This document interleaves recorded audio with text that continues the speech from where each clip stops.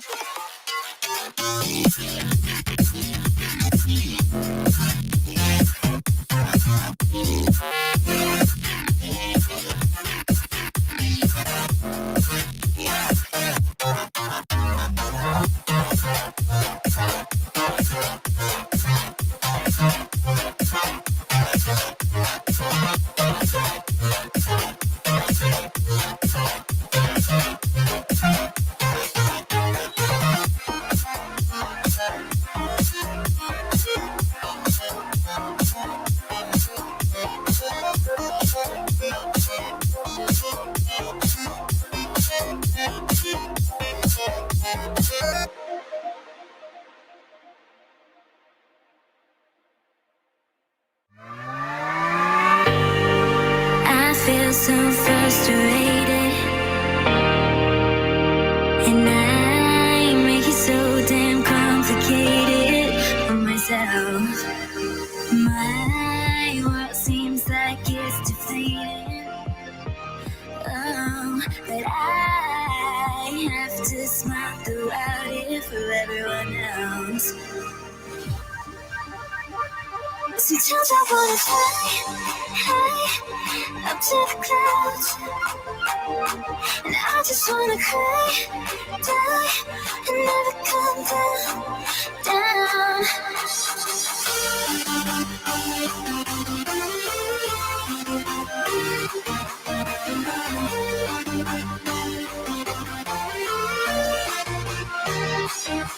I'm the silence in the noise, I'm the snowflake in the storm, and I'm so fragile anytime.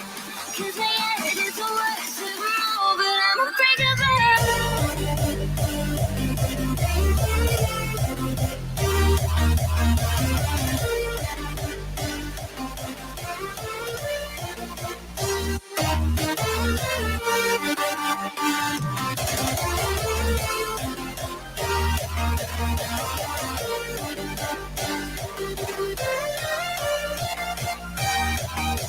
I'm silence in the noise, I'm the snowflake in the storm, and I'm so fragile anytime. 'Cause my head is the worst of them all, but I'm unbreakable. Most of the time I'm jaded, 'cause I keep quiet instead of honest. Someone else. Sometimes I wanna fly high up to the clouds, and I just wanna cry, die, and never come down.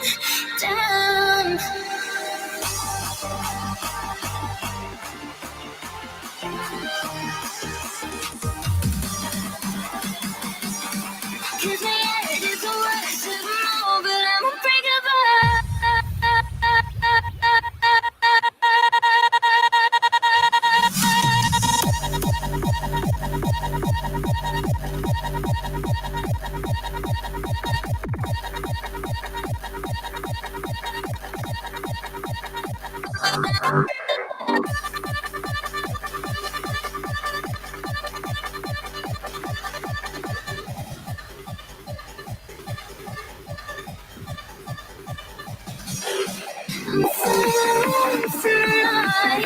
I'm so snowflake in the storm, and I'm so fragile anytime. 'Cause my head is the worst of them all, but I'm unbreakable.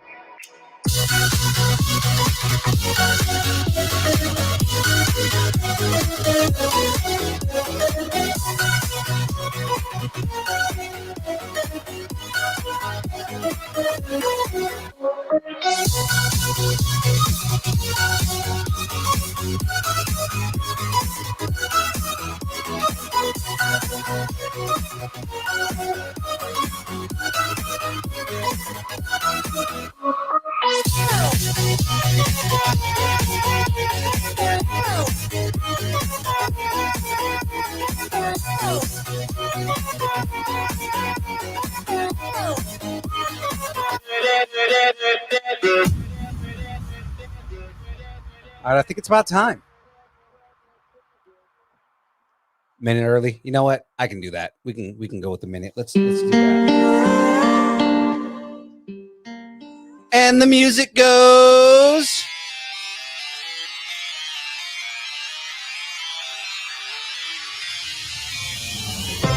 Lights, camera, action.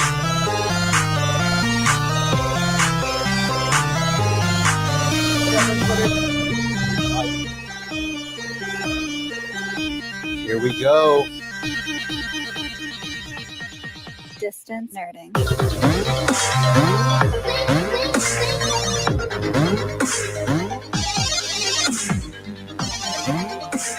What up, everybody?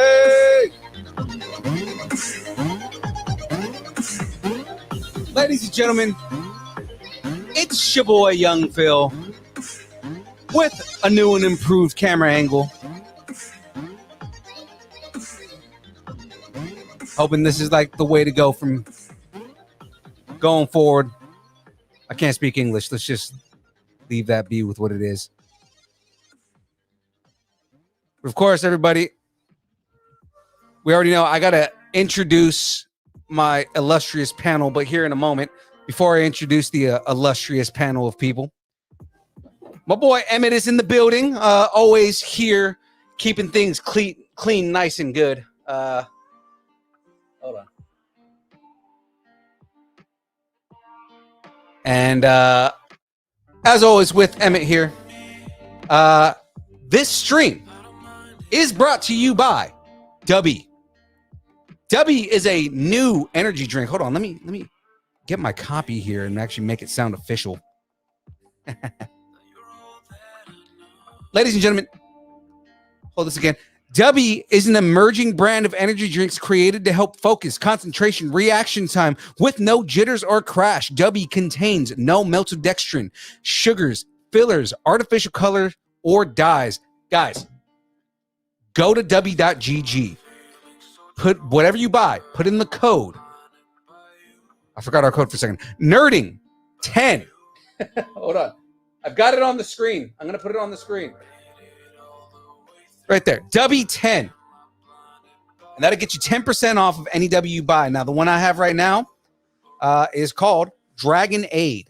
It is a dragon fruit strawberry pink lemonade.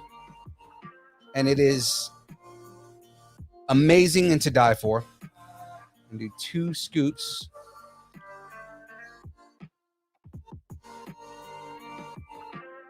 And there's a couple different ways that you can make the drink here, but the way I do it, soda stream, fizzy water, because it makes it delicious. Now, while I'm mixing this here, got to introduce the people who are going to be on the stream with me here tonight. So we all know her. We all love her. She came all the way from the far up north, Oregon, where there's a lot of forests and stuff like that. Ladies and gentlemen, we know her, we love her. Everybody misses her when she's not around. It is Phoenix.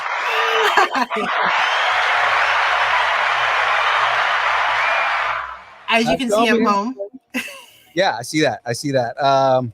How was your New Year's excursion in like 5 to 10 words?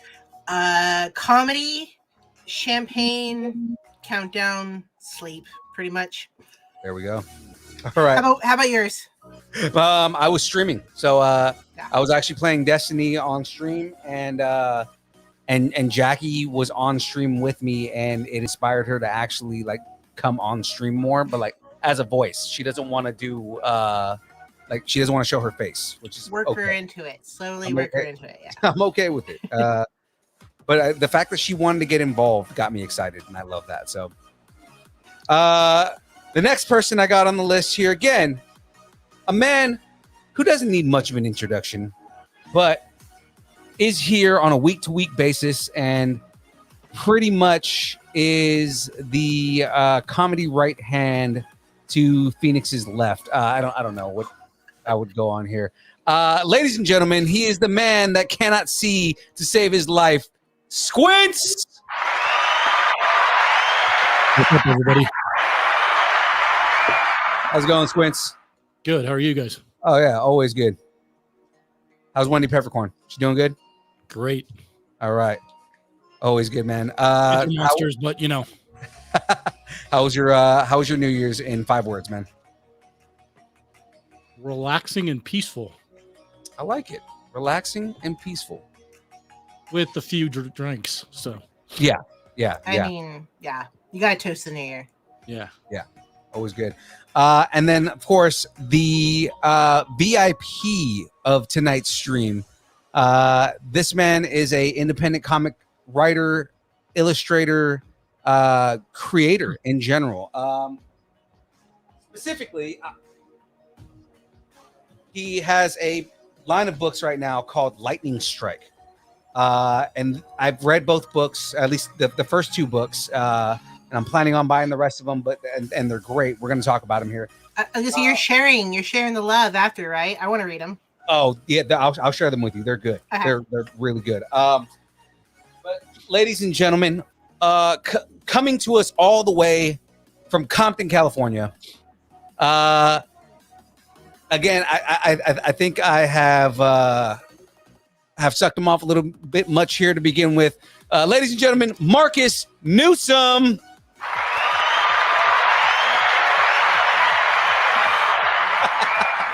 How's it going, Marcus?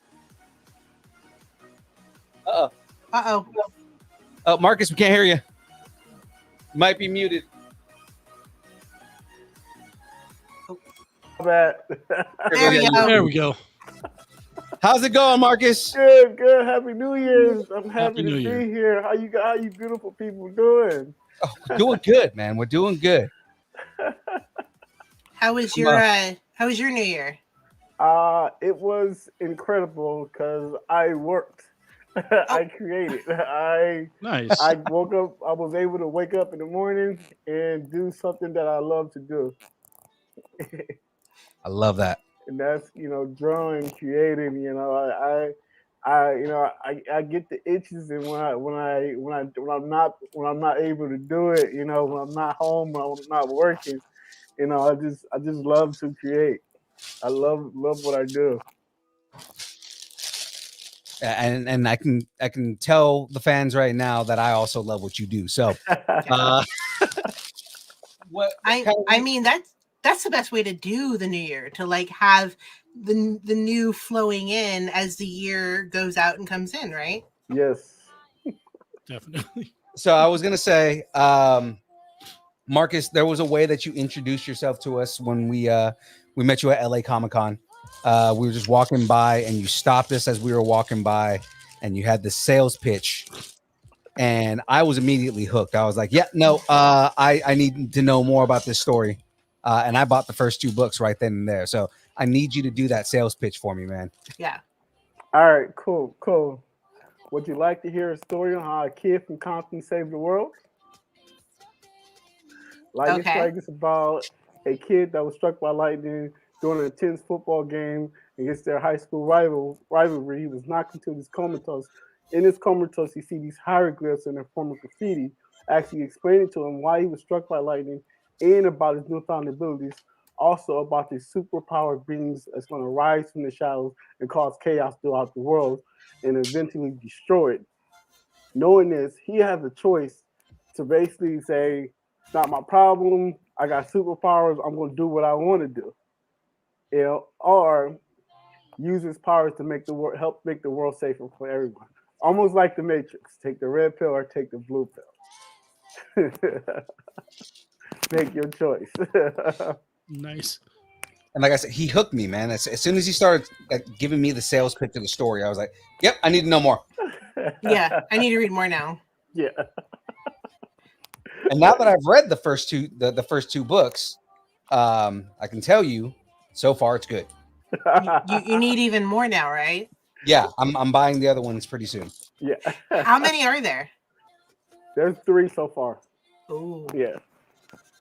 And do you have any more coming out pretty soon? I have issue 4 is supposed to be dropping in God willing in April. Okay. So That's far away. Yeah. So yeah, it's definitely on to the to-do list. It's already basically done. I just gotta edit it. I just gotta do the edits and the final touches. You know how it is. Yeah. I don't like what I put here. Right. I didn't like the way that this went. Let me change this up. Because when it comes to artists, and we all know this, right? You are your worst critic, so you're always going to second guess everything you do. Oh yeah. So from concept to fruition, how long does a book take to normally write? Oh. So it normally it normally takes me like at least 8 hours, a solid 8 hours to really come up with the concept, the story, the plot, the beginning, the end, and the middle, on what's the story's going to be about, what type of emotions that I want to tap into, with the meaning behind the story. How can I get the reader to also go back into the previous book and look at something that they probably missed that I might have put into this newer one. I love stories that make you think and make you have to go back to watch it again or read it again to pick up something that they might have missed that will help them understand what's going on in the previous story. Yeah, I'm the same way. Like I said, that 100% happened. I had to go back and look at the first book again. Like, wait a minute, what did I miss? Yeah, I love that in film and like everything too. So it's like, wait, what? Did I catch something different? Yeah, like I love cliffhangers. Yeah, like for sure. you know, it just makes you want to invest more into it. You know, cliffhangers are amazing. Like it ticks me off. It ticks me off, but I'm like, I want more. Yeah. Don't do this to me. It sounds like you've got also a little bit of Easter egg in there. Yes. Very nice. There's definitely Easter eggs that sit around the book. Yeah. And like things where it's like, oh yeah, if you didn't catch this the first time, or like, like we were discussing it before the show. We were talking about like, okay, did I catch this right? Did I read this right? Okay, cool. Yeah, like the first one is called "The Writing Is on the Wall." So you really got to pay attention to everything that's on the wall. Nice. And there's a lot on the wall, like Yeah. especially like because the artwork style, it goes from like this very clean kind of traditional comic style to graffiti, and it's like you have to pay attention to, especially with graffiti, if you know anything about street art, like there's always small things that you're gonna miss whenever you look at street art. Mm-hmm. Yeah. So do you write and pen by yourself, which is to say illustrate by yourself? Yeah. Or do you work with anyone? No, I work alone. Because it's like it's to be honest, it's more of a selfish thing. I just, not to say I want all the glory, but it's just once I get started, I don't want to stop. Like I'm just, Right. I'm anxious to do more and more and more, tap into this, like I wonder if like how my ink will come out, like it's a challenge for me to not just do everything, but it's like I want to learn as I do it. Like you'll see the development from issue 1 to issue 3, like from the panels to the story to the inks to the colors, the lighting. It's just like you see the improvement. Yeah. Yeah. As far as the story, I'm sorry. Go ahead. I was saying, I mean, us artist types, we're, some of us are like, leave me alone. Just let me Yeah. Let me lounge in this dark corner, and give me like a few hours, and I'm gonna come out with a masterpiece. Yeah. Well, and I get it too, because like as a creative myself, I'm a designer and screen printer. Like I want creative control. Right. Yeah. Like I don't want to give anybody anything else. Like you can't tell me how to make this. Yeah, right. Oh, as a journalist, when I was doing journalism, they'd say, "Oh, we're going to put multiple bylines," and it's like, "No, my byline, mine." Right. Yeah, So,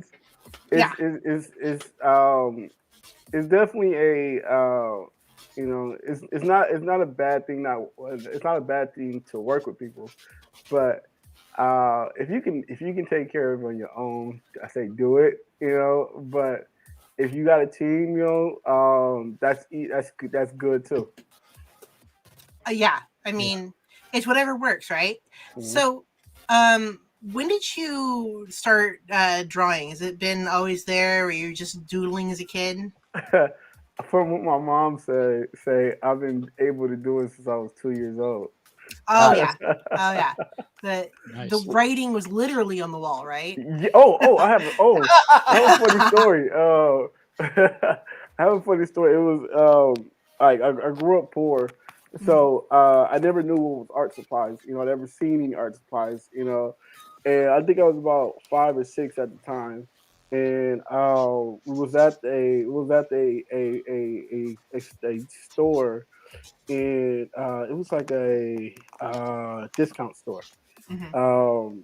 And we was, I have a lot of sisters and brothers. So my mom was, shopping, and we was walking behind her like a duck, like ducks, little. That's rough. And I saw like a big old drawing pad, you know, for, like on like it was we went down the aisle and they had all these like markers and pencils and paper like I've never seen before, and I just blanked out. And you know, all I remember was me drawing on a wall and somebody grabbing me by the back of my shirt. Like I went for that, I was drawing on the wall. I do remember the teller announcing to the parent of a kid that's drawing on our walls about near the arts and crafts section, please come get your kid. Oh, she was so mad. Doing She was graffiti so before mad. you knew what graffiti was. Ever since that happened, she made sure to bring me pens and pencils home from work. Pens, pencils, and papers home from work. So yeah, that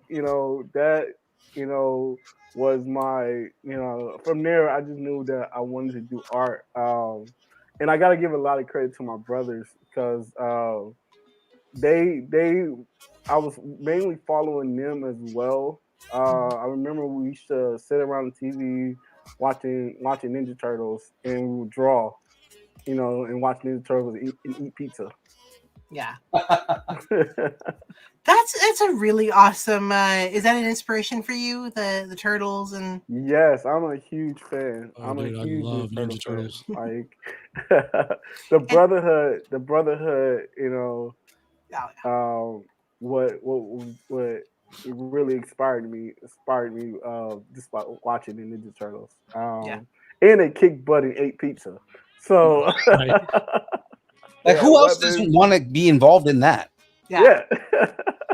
They had weapons and stuff. We couldn't afford to actually get the Ninja Turtle weapons, so we made our own with like clothes hang, the metal clothes hangers. Like we like it was crafty. Yep. Like we made Raphael slugs. Like we bit the hanger up, twisted it to the little holder part. We had our own weapons. We broke the little the window screen thing, and we like made swords out the little metal part. We made nunchucks. Like we had, we broke the broom. And Yep. and it was, the neighborhood used to call us Ninja Turtles. Oh, so I was out there acting a fool. Oh yeah, we got the police called on us a few times. And we had to move a lot.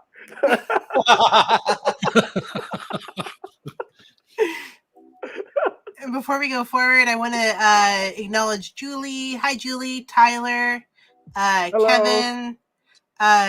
James has a question. How many conventions have you had at a table or booth? What's it like getting your work out there to people? I'm sorry. Can you repeat that?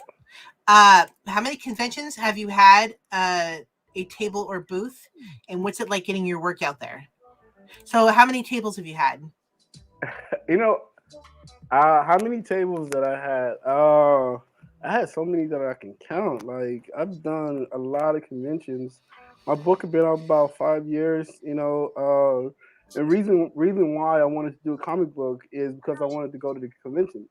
Mm-hmm. I wanted to do the book signings. I wanted to participate in the comic conventions. Like if I'm not participating, I don't want to be there. Because it's just going to make me envy of everybody that's there. I support everybody that's there, but I want to be in the action. So it's really hard to say. I used to have like I used to keep the badges that they somewhere in one of my boxes, but I've done a lot. That's the icing on the cake as far as the stories and stuff. Like I remember when I first started, first decided that I wanted to do the comic book.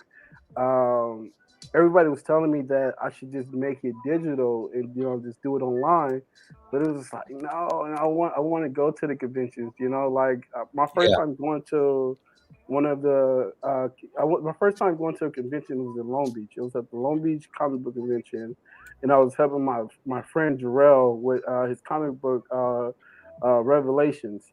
Shout out to Jarrell. Shout out to Jarrell, by the way. And that's where I met Kevin Eastman, creators of the Ninja Turtles. it was like ever since then I was just like, oh my god, I need to be here. I'm home. This is where I Right. need to be. Not just because of it's mainly where you get spotlight and notice, but I just wanted to be around the people. I saw how many people was coming up to the table. I was, I saw how fun people got with the fun and creative they got with their costumes.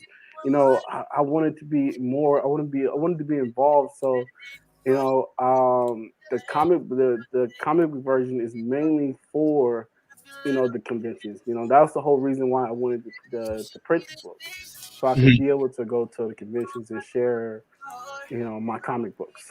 Right. What's a favorite comic book or not Comic Con memory so far? Is there any that stick out? Yeah, two stood out, and my book wasn't even out. I was helping somebody. um, my very first comic con convention in Long Beach, where I mentioned before when I met Kevin Eastman, the creator of the Ninja Turtles. My oh my god, first convention, and I met the creator of my childhood hero, my heroes. And it was so crazy. It was so crazy. I was telling Phil earlier. Um, I was having a conversation with him. I didn't even know who he was. I was just having a conversation with him because they was talking about turtles. So I butted in. And had a full, Oh, a y'all talking good, about turtles? I talk yeah. about turtles. Full. We had a long conversation that I went back to finish up with my friends that announced Kevin Eastman, creator of the Ninja Turtles, will be at such and such table at I think it was so what time, but I ran over there, a long line, waited there for a good hour and probably some change. It was the same dude that I was already having a conversation, and I was ticked, but I was happy he signed my sketchbook.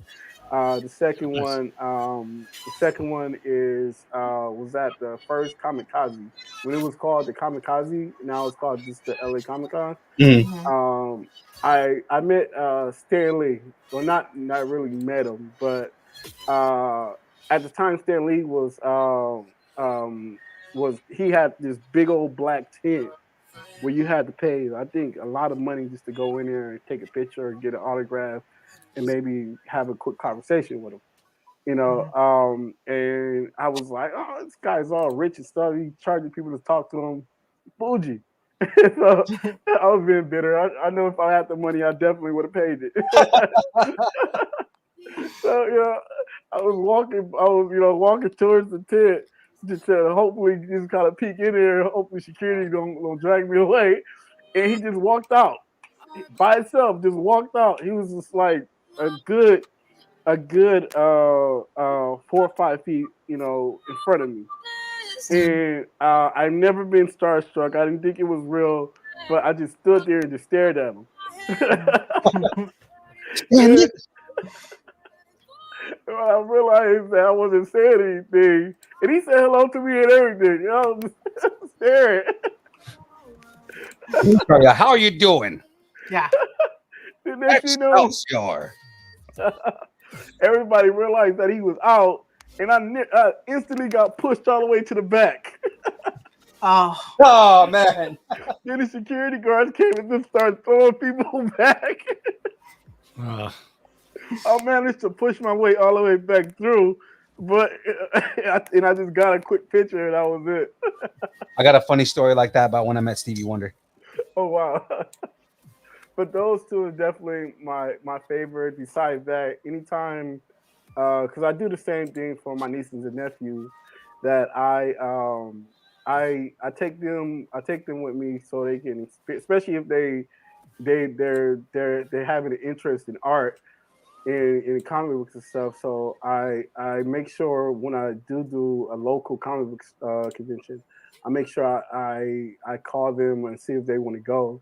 mhm. And it's good. And it's good to have help at these conventions because there's so much going on. Mhm. Oh yeah, Cause definitely. yeah, so like yeah. Besides that, every convention are my favorites. Because it's fun. I love being able to share about my story and my art. You know, I always have fun just explaining it. I know that was kind of like a long answer, but No, that's fine. Oh, That's good. fine. Long answers are okay. Love hearing the stories. So Yeah. It's exactly what it is. We want to hear these stories. That's why we have you on. oh, cool. Yeah. This is a place where you get to tell the stories that you never get to tell anybody else. You know what I mean? Awesome. Yeah. You guys Yeah. are incredible. And so you talked about you nerded out on as a kid. What are you currently nerding out on? I'm nerding out on a lot of my friends' projects. Like my friend Don Walker, he actually just got an award for his comic book, Agent Wild. Shout out to Don Walker. Do I have his book over here? I don't, but I'm nerdy off their projects. My homegirl Mia with the folk comic books. Her book is super hilarious too. It makes fun of the of Instagram models and SoundCloud rappers. It's so funny because it's like she got that style. It's like a rated R version, not necessarily a rated R. It's more foul mouth of it's like if Bob's Burger meets South Park.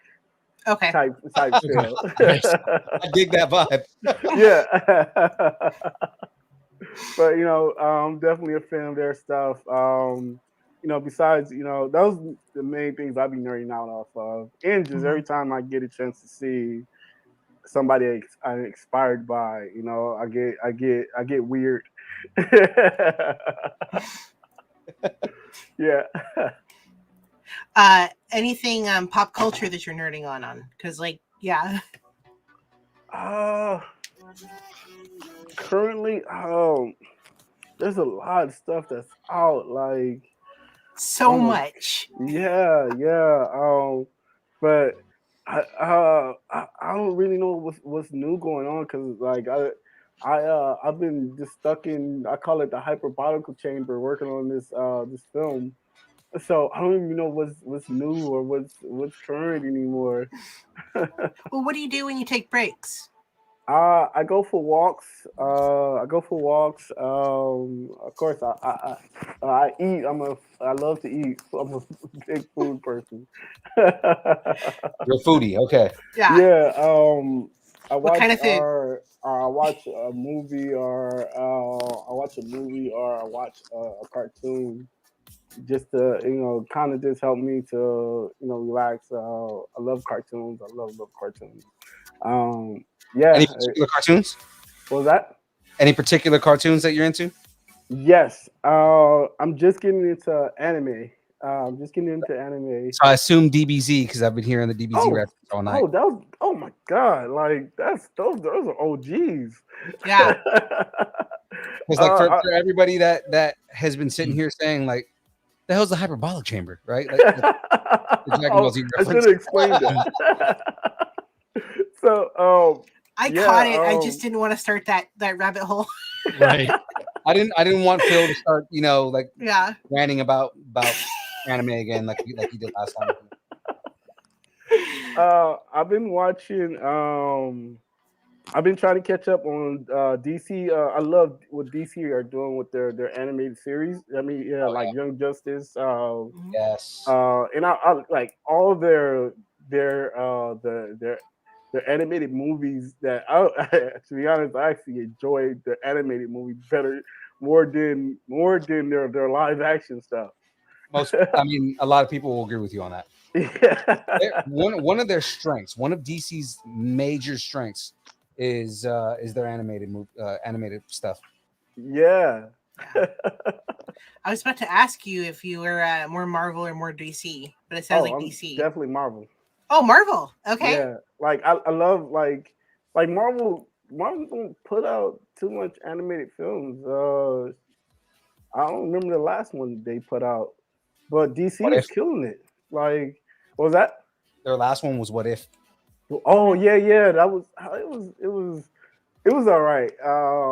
it was a few episodes that I liked, but I felt like Same. they could have did a lot better. Like I complain about the first episode a lot. It's like I like the story, but I felt like the pacing was just really off. Yeah, and I get it. They were going off the MCU universe, like the movies. Mhm. That was doing the Mhm. what if of the movies, but yeah, it was like it was just yeah, it wasn't what I thought it was going to be. Like it was kind of depressing. A lot of episodes was kind of depressing. That's 100%. Yeah. yeah. Kevin saying one of DC's major strengths is Batman. I mean, yeah. Are you excited about Batman? I definitely agree. DC is that's how it always been. Like Batman's been holding down the fort since the beginning. Even though Superman was the first character, but Batman Batman's the took more it. relatable one. He's always been the more relatable one. Yeah. Yeah, he because it's like he he's just a rich playboy dude that has no powers. But has a skill, and he's relatable. He's relatable. He's And a he rich have a white flaw. dude that's depressed. I mean, like I'm pretty Yeah. sure you can relate to just being, I guess not everybody can relate to being rich Yeah. and depressed, but I mean, like, Yeah, but being human, but we we can, can but we relate can to it. relate to being depressed. So it's like, yeah, Yeah. yeah, Ooh. and he kicks butt. exactly. Yeah. Like we can relate to the depression. That's about it. Yeah. So, one of my favorite DC characters one of my favorite DC characters is Green Lantern. Okay. Yes. Green Lantern is I guess because of the creativity to him. Mhm. I really wish they do more with the character. Which Green Lantern is your favorite Green Lantern? Howard Hal Jordan. Hal Jordan? Yeah. Yeah, I'm more of a Kyle Rayner kind of guy. Okay. Nice. They all had they're all are dope to me, but Mhm. it's more this like their powers. Like Yeah. it's like whoa, they create anything at will, and the whole meaning behind their powers is pretty dope too. Yeah. So No, in brightest day, in darkest night, yeah, evil shall escape my might. Let those who worship evil's might beware my power. Green Lantern's light. Woo, hoo, hoo, hoo, hoo, hoo, hoo, hoo. I killed it. Told you I'm a nerd, man. I mean, it's the only way to That's a very describe. Oh, was that? I tell everybody I'm a nerd. That's the only way you can describe me. Nerds rule the world. Kevin Hogan says Superman is way too overpowered. Comes off as way better as villain, unfortunately. Yeah, I think that's why Superman is the video game Injustice was so impactful. Yeah. Yeah. Yeah, Superman is super OP. He is a very OP character. Yeah, that's the reason why if you go back and watch Justice League, they scaled down his powers because they felt like, okay, well, there's no reason for the Justice League if Superman's as strong as he is. So what they need to do is basically make it so that Superman, like these threats are so overpowered that even Superman can't handle them, and he needs a team. Yeah, that's dope. One of my favorite comic book series. It made me appreciate Superman after reading it. The War of Supermans. I don't know if you guys read that series, The War of Supermans. Or of the Superman. Yeah. Yeah. That series was super dope. I was just like, whoa, because now Superman get put in his place. Like, he can't just throw a punch. Right.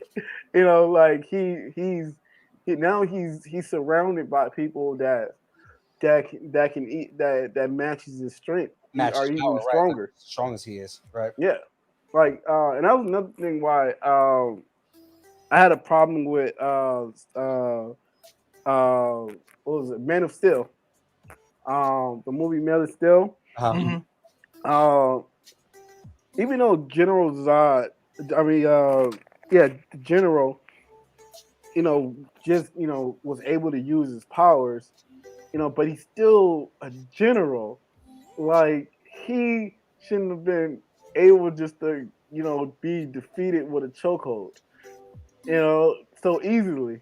Right. And I mean, they kind of do go into like Zod kind of is able to hone his powers a little bit quicker than Clark was, than Yeah. Cal was. But the thing is that's kind of where it comes down to, is that Cal's advantage was that Zod still hadn't like kind of figured out what he could and couldn't do. Right. And it was more that like Kal-El was taking advantage of the obvious advantage that he had. Yeah. Mm-hmm. Yeah, I just thought the chokehold was kind of lame. I just thought it should have been more of a bigger finish. Mm-hmm. Yeah. So we've talked about your DC favorite characters. Who are your favorite Marvel characters? Spider-Man. Spider-Man. Peter Parker was my favorite Spider-Man. I love Miles Morales, but I don't know. I can't go against Peter Parker. Like I was about to ask, what do you think about him? Yeah, because My name is Peter Porker. Yeah.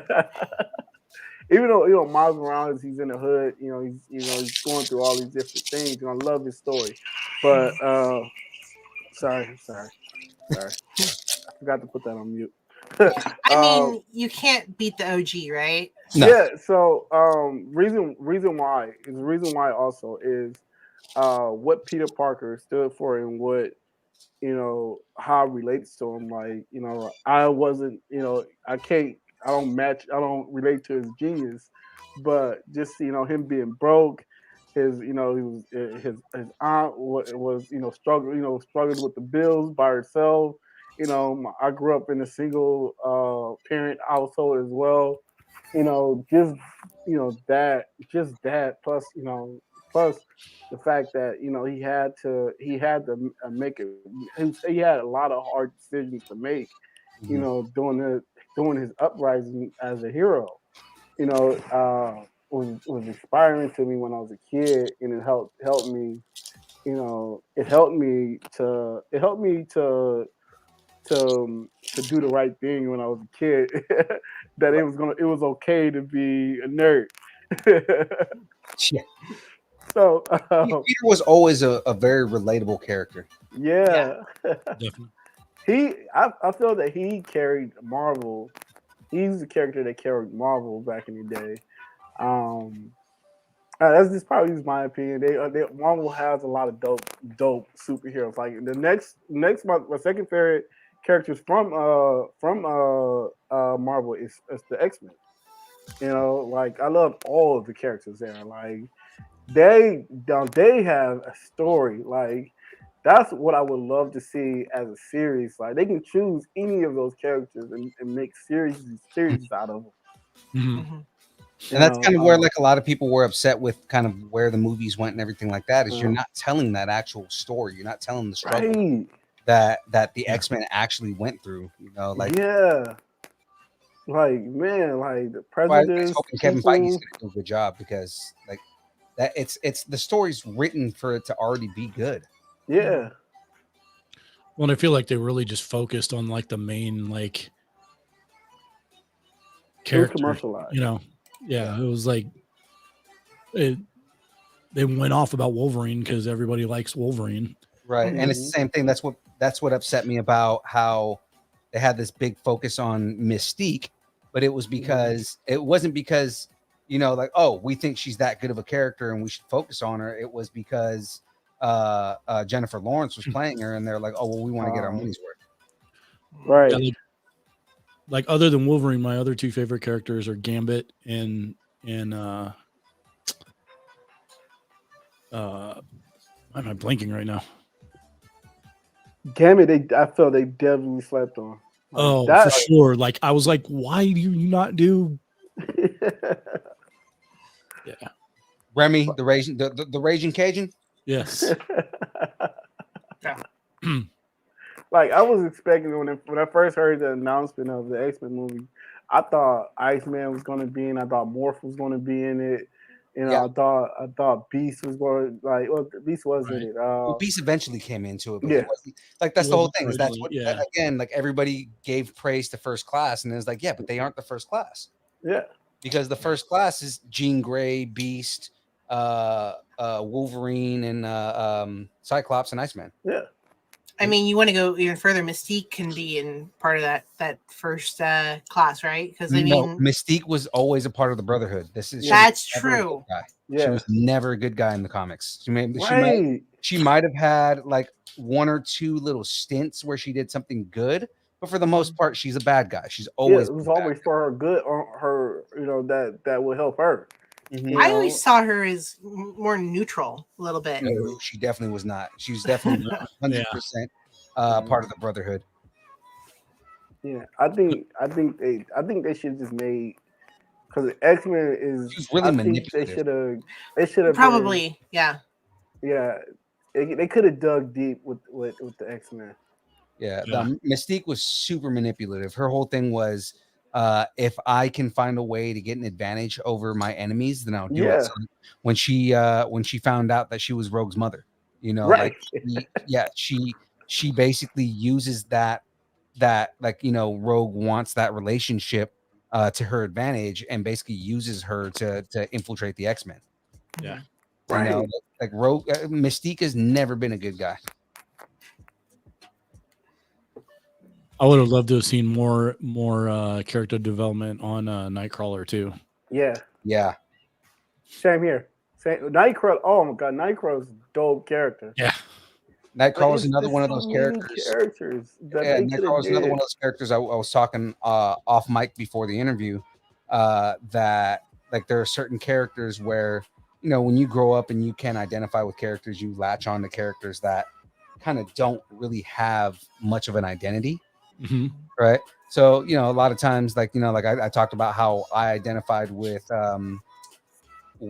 Deadpool because he wears a mask 90% of the time, and it's like he's a dude in a mask that anybody can be. Mhm. Versus someone like someone like Nightcrawler that is a blue dude. Like a lot of people can just relate to him out of the box. Right. Yeah, those characters are Iceman, super funny. Beast, Very yeah. interesting. Like another great character, Storm. Like Yep. Rogue was always my favorite character. Rogue, the Queen. I would love to see a Rogue movie. Like Yeah. the whole part of like her, getting stuck, like when she was draining Captain Marvel. Oh my god, like that, like her hands get stuck. And, oh my, whoa! One of the things that makes me sad, rest in peace, Chadwick Boseman. But it's like we never got to see that relationship happen. Yeah. Well, I feel like Rogue kind of got a movie in a way with back when Fox had control of the X-Men. I mean Storm. Sorry, my bad. Oh, Storm. Okay. Yeah, Storm. Yes, like that definitely deserves like its own movie. I was gonna say, what do you mean? Like all the early X-Men movies were kind of a Rogue movie. We never got the Rogue we deserved, though. Yeah, it was watered down. Yeah. And the reason we never got the Rogue we deserved is because they didn't have the rights to Captain Marvel, so they weren't going to do. Oh. Yeah, they weren't going to do that. I feel like they made her, and they kept her a teenager, made her kind of a whiny little twit. I 100% back that. Yeah. Yep. Me too. And it's like, what happened to the Rogue that we love, where we watched her in the cartoon and she was just this powerful mutant? Yeah. Nice. The boy Wrecker. Rekka. Nice. Rekka. And then I got Fives over here. I'm putting him together right now. Cyclops. Right. Cyclops is definitely one of my favorite characters as well. Like his background, like Like what was that? I forgot what X-Men was that where they showed him as a kid and him first discovering his powers. Originally, he blew the like in the comic books he blew the roof off the hospital or something like that when he first opened his eyes. Yep. Yeah, that's an intense scene right there. Yeah. Well, I mean, the original X-Men were kind of OP.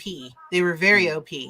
Yeah. And that's why you don't see them appear a whole lot. And I think that's why they brought in a little more weaker, more interesting mutants, because the original were just, they could just destroy the planet and that'd be it,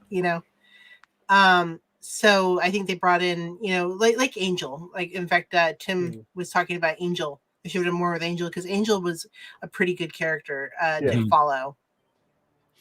And movies, he was so bad in the movies. Oh yeah, Apocalypse. Why? They had Magneto, Storm, Psylocke. Who else did they have?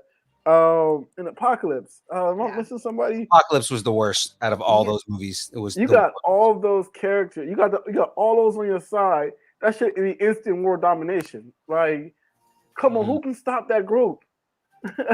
That's the whole point, though. The whole point of the Four Horsemen and this whole thing with Apocalypse was that they are Omega level threats, and that it took the X-Men having to team up with the Brotherhood to stop Apocalypse, because Apocalypse is one of the greatest threats to mankind. Yeah, and they did not capture that at all in that movie. No.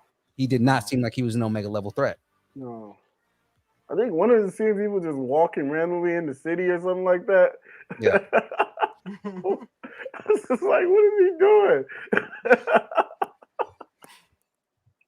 Yeah, and I don't see Magneto teaming up with anybody. No, Magneto didn't need anybody. Exactly. At this point now, Magneto is he's an anti-hero in the comics. So I mean, he's both now. He's a good guy and a bad guy in the comics. Yeah. Well, he was kind of like always like that. Like, the only person that he probably did really get along with was Professor Xavier. Yeah, that's what a lot of people like don't realize about Magneto is he has the same goals as Xavier, Professor X. Yeah. The difference is that he's willing to take more action. And if you know the history of where those characters came from, he's modeled after Malcolm X. Exactly. Oh my God, glad you said that. Like, I think that's another reason why I love the story so much, because how they modeled the characters are real civil rights leaders. Like, he's because Professor Xavier is modeled after Martin Luther King. Yeah. And I didn't know that one. He's modeled after Martin Luther King, and Martin King wants peace for everyone, just like Professor Xavier wants peace for everyone.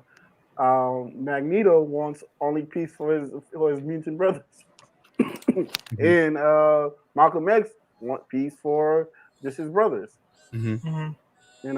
He was looking for peace for Black people in general. Yeah. Right. So that like I always thought that was like, even just like how they just added like the signs and stuff in the background, no mutants allowed. There was like protests. I was just like, whoa. This is like in the cartoons. Whole book. Yeah, the whole book mirrors the civil rights movement. Yeah. I mean, I love how it takes you through history, like the moments where the mutants are playing with history. Basically, they're Yes, and that's what I was expecting when they first announced the X-Men movie. I was just like, this is great. So supposedly they're that's what Feige is doing, is that he's trying to both modernize it but make it civil rights at the same time. Yeah, like a lot of people. I've heard a lot of pushback, and there's always going to be pushback on the internet because of stuff like this. But a lot of pushback on the internet about the possibility of making Magneto black, and a lot of people. but the thing is, a lot of people going like, oh, because he's a Holocaust survivor, so he has to be Jewish, so he has to be white. And the thing is that but the talks are the Rwandan genocide, that he would be somebody who survived the Rwandan genocide, which is a mirror story. So it's like, yeah. Okay, if they did that, I can imagine it. But like, because it's taking him, I guess, because it'd be taking him from one tragedy to another. right. Yeah, but You're putting him in a situation where he's still relatable in that way, but you can still make him black, Gosh, Yeah. who? And Oh wow, I never knew that. Mm-hmm. that's the funny thing too, because I realize how very little people know about the Rwandan genocide versus the Holocaust. Mhm. You have Holocaust deniers and people who study it and stuff, but you have very little people that know anything about Rwanda. In fact, I had to go to college before I ever heard about it. So that'd be kind of a cool thing to get people Googling at least. Yeah. It's the same thing where Watchmen got people to learn about Black Wall Street. Wow. Yeah. Wow. I never knew that. Wow. I never noticed that. Like, I'm definitely gonna be looking into that. Yeah. So I mean, that's supposedly what they're looking into, is that if they do race band Magneto, that it's going to be they're going to model after the Rwandan genocide. Who could you see playing Magneto then? There's that's my big. There's one man that comes to mind, and he's already been a character in the MCU. I was gonna say he would have to be old again, wouldn't he? He doesn't necessarily have to be super old. Well, okay, so what about Israel album? What was it? Idris Elba. And that's Idris what Elba, yeah. That's who I'm thinking of. Is if there's anybody who I would want to play Magneto, it's Idris Elba, because he can play that character. Yeah, but he was already the guy from. He's from Thor. Thor. Yeah. Oh yeah, he's. Yeah. Huh. I mean, yeah.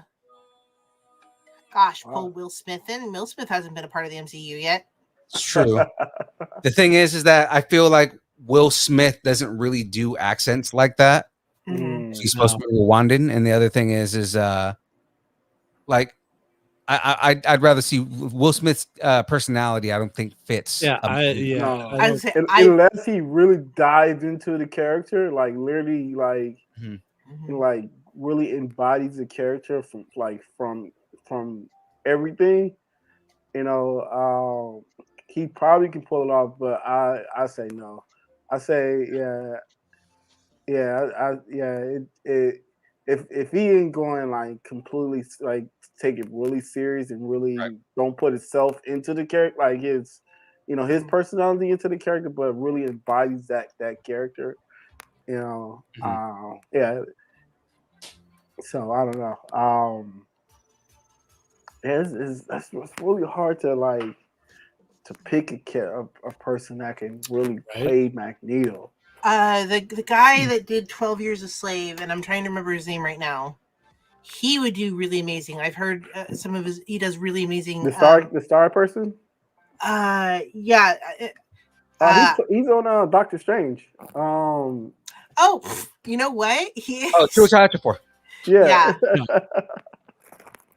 He is. Oh, good. Let's find a black actor that's not in the MCU. I was gonna say Chiwetel Ejiofor has already been in Yeah. And I wouldn't want anybody else to play Baron Mordo, because I mean, like they race bended Baron Mordo, and I think he killed that character. Like I can't see, like it was one of those performances where I can't see anybody else playing Baron Mordo anymore. Right. He did a great job. Yeah. Yeah, I can't wait for the next Doctor Strange movie to come out. Yeah, because Baron Mordo is white in the comics. He's black in the movies, and his character was on point. And he's still not going to be the main villain in the next movie. He's going to start making a villain, but he's still not going to be the main villain. No. Right. Which is a trip, because Baron Mordo is one of the biggest villains in Doctor Strange. Wow. Yeah, Will Smith, Kevin brought up, Will Smith did a really awkward accent in the Earth post-apocalypse movie with his son. He also did a really awkward accent in when he did Wild Wild West, where like, it seems he only does accents when he's being funny. The thing is like his southern accent was very Louisiana, and it wasn't superly overdone, which is why I was okay with the accent he did in Wild Wild West. Yeah. Because I mean, that was a very like average, you know, a dude that's from Louisiana but isn't like super down home country Louisiana. Mm-hmm. A lot of people didn't like that either because again they race bended James West, and it's like I was fine with it. I didn't have any problems with it. You know, the way that Marvel's done it, sometimes I go, oh, this is going to be a disaster. Other times, and it's funny because Marvel's always proved me wrong lately, where, you know, it's been like, oh, okay, you never even noticed it. So, because I'm a purist. I'm like, you have to, I want the character to sound like I imagined and look like I imagined.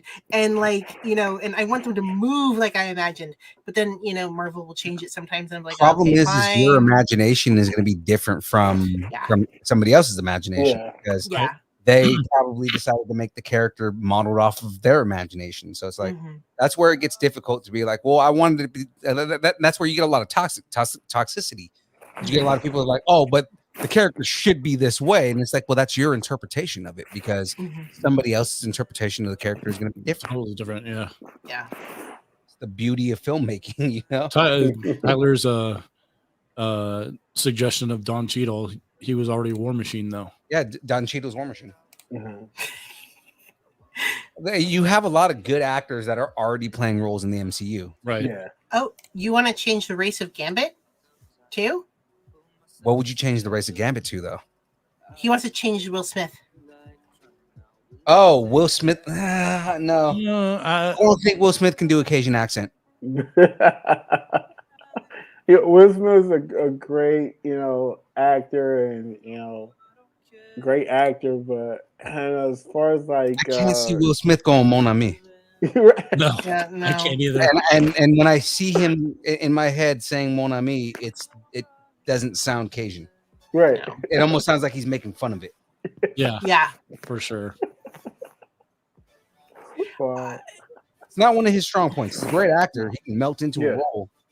Yeah, that's not for him. No. You know, it's funny is I've kind of noticed that when Will Smith doesn't sound like Will Smith, it's almost like what do you get? What's his name from the Ghostbusters? He plays himself. And Will Smith just kind of plays himself, but it always works, you know, because he's a comedian. And it's funny because I noticed he doesn't identify as a comedian. I really recently watched a really amazing documentary he did. The way he puts it is that he's a comedy actor, but he's not a comedian. He calls himself a rapper. Well, he is a rapper. He is, but like I've only ever known Will Smith as an actor. Like I mainly know him as an actor. And that's one of those things where you can tell what generation somebody came from by how they know. Yeah. We grew up on Summertime. Yeah. Parents don't understand. Yeah. Yeah. I mean, who can't rap the song from from his show in the 90s, right? But yeah, I mean, very like iconic show. A lot of us grew up with him being a rapper. Yeah. Who happened to act, and now, like, you know, the later generation or these generations know him more as an actor because he was predominantly an actor while they've been alive. You know, like when we were younger, he was a rapper. So that's how we knew him.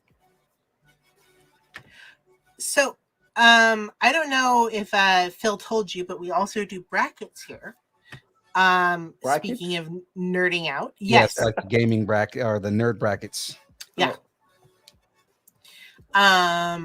I actually, since we only did like one choice for the last episode, I think we're gonna just start over. Let's see. Start over with whoever's in the chat now. Yeah. So if you want to join us, we'd be more than happy to have you join in. Right now we're doing, in fact, speaking of 90s, we're doing 90s music, Battle of the 90s. Which, yeah. And we're doing right now we're doing 90s pop artists. Okay. So the first option that we were doing, because we give you options, it would be Backstreet Boys versus Hanson. Backstreet Boys versus who? Versus Hanson. Versus Hanson? Yeah. I think I like Backstreet Boys better. Like, I don't even know the lyrics. I'm just humming it, just like yeah. Well, there was the most popular group, you know, as far as the two. Yeah. Yeah. Everybody knows who Backstreet Boys is. I mean, yeah.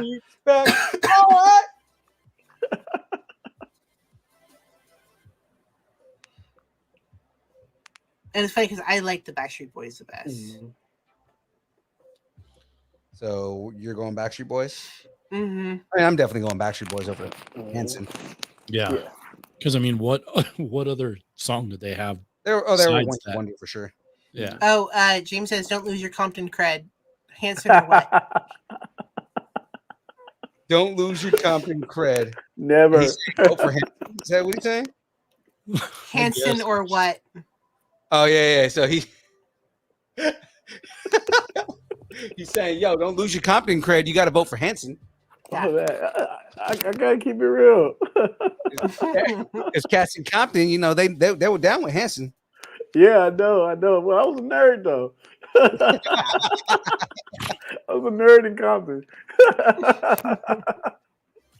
I listened to everything. I'm gonna tell you, being a kid from the Mission. I just noticed Backstreet Boys is more of a popular group than Hanson. You know. Yeah. Being a kid from the Mission in San Francisco, your hood cred gets pulled. Yeah. If you vote for Hanson. My hood cred got pulled a long time ago. I'll get it back someday. Yo, you're taking your hood credentials are being taken right now. Not allowed to show your face in the hood anymore. It's all good. Because you voted for Hanson. They'll be like, "Don't come back here. Don't come back here." I just imagine that conversation. Yo, homie, I heard you voted for Hanson. Right. You know where I stood? Real recognized real, homie. I thought you knew. Right. Start crip walking. You're not a crip. Oh no. Oh no. Oh no. Like, do you guys know about how that works in the hood? I remember I was at a party. I was at a party one time when I was a kid. I was about like 16 at the time. And everybody was doing it. And I tried doing it. And this guy was like, "Dude, just stop, man, before you get us kicked out." Just imagine like my brother, just like, you know, me doing something stupid, thinking that it looks cool. Yeah. Are you trying to get a shot? Is that what you're trying to do? I was all off beat. I still can't do it to this day. Backstreet Boys. So Backstreet Boys take it. Going up against Nsync and 98 Disease. 98 Disease. 98 Disease? I never heard of 98 Disease. Well, that's because you're 98 degrees. But, you know, yeah, Nick Lachey, 98 Degrees. I guess I go with what I know, Nsync. Oh yeah. I mean, 98 Degrees was fairly big, but I mean, I still say Nsync was the better group. Yeah. Well, yeah, you have one of the biggest musical artists of the 90s that broke off in Justin Timberlake. Justin Timberlake. Still making records. Well, I don't know if he put out anything new No, but I mean, Yeah, he became a family man, so oh, he's been He's been been acting, he's been getting Jessica Biel knocked up, and then and playing stay-at-home dad. Yeah. a stay-at-home dad. What happens when you knock up Jessica Biel, right? wow. Yeah. You know, it's funny that marriage is so 90s is not funny. It was like, like if you know, were in the 90s, everybody would be like, yay. And now you're like, whatever. Right. Whatever. Yeah.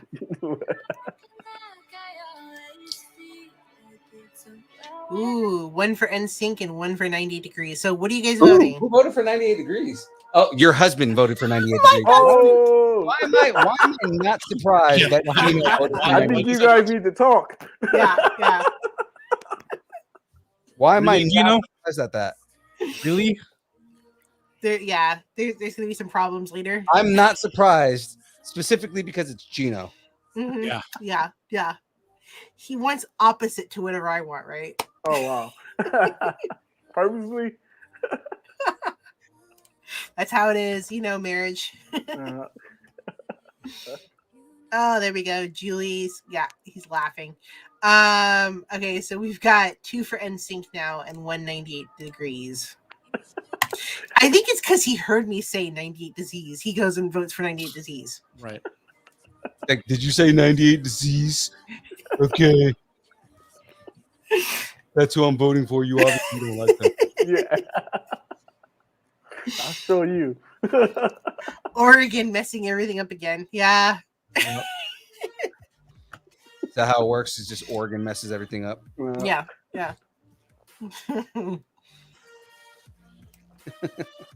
Oh boy. That's funny. Yeah, I like, what's funny is he got so much better, and Justin Timberlake did after he got away from Nsync. Yeah, For sure. I mean, he was able to blossom into, to the beautiful young man that he became. yeah. Yes, Phil. All right, we got wings. Woo! Nice. Sweet. Wow, that's crazy. So, what is everybody going? Oh, I go with Nsync. Yeah, and Nsync. Okay. Timberland underrated.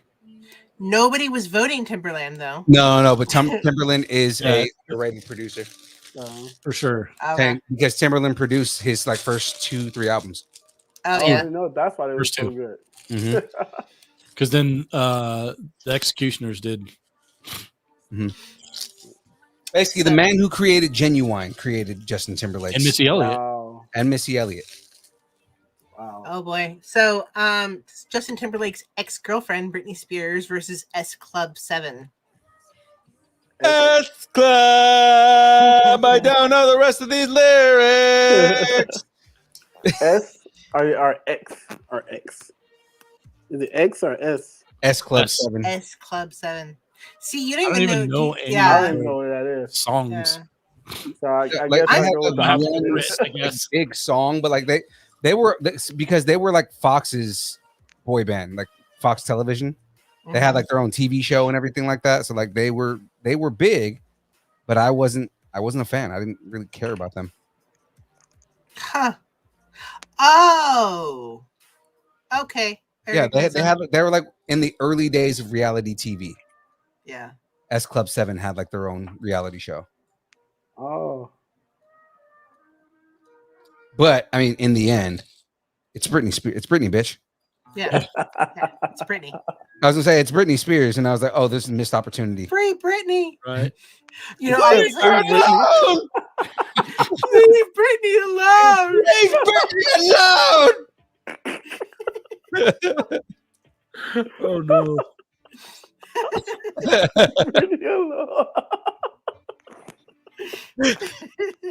It's S Club or Britney. Yeah. It's Britney, bitch. Britney's a badass. Oh yeah. Oh yeah. She just won her conservatorship. Good for Yep. her. Oh wow. Yeah. Yeah. That's Finally. dope. After You know what won her conservatorship? Posting nudes on Instagram. Oh, she's gonna come after you, bro. Uh-oh. Hey, to be fair though, if you actually look at the caption behind, like, you know, her actually posting those nudes, it's about like freeing her body and, like, you know, the whole thing being like she was sexualized for her entire career, and Yeah. it's like her taking her identity back. Yeah. There's a question. Do you have a favorite artist right now, or is there an artist band that defines a part of your life? Do I have a favorite artist? Mhm. Like an illustrator or like musically or Music artist. music artist? Yeah. Right now my favorite music artist is J. Cole. Ooh, that's good. I'm a big fan of J. Cole. Logic. Like Logic. I was stationed in Fayetteville, so I was actually able to go to Forest Hills. Nice. Ooh.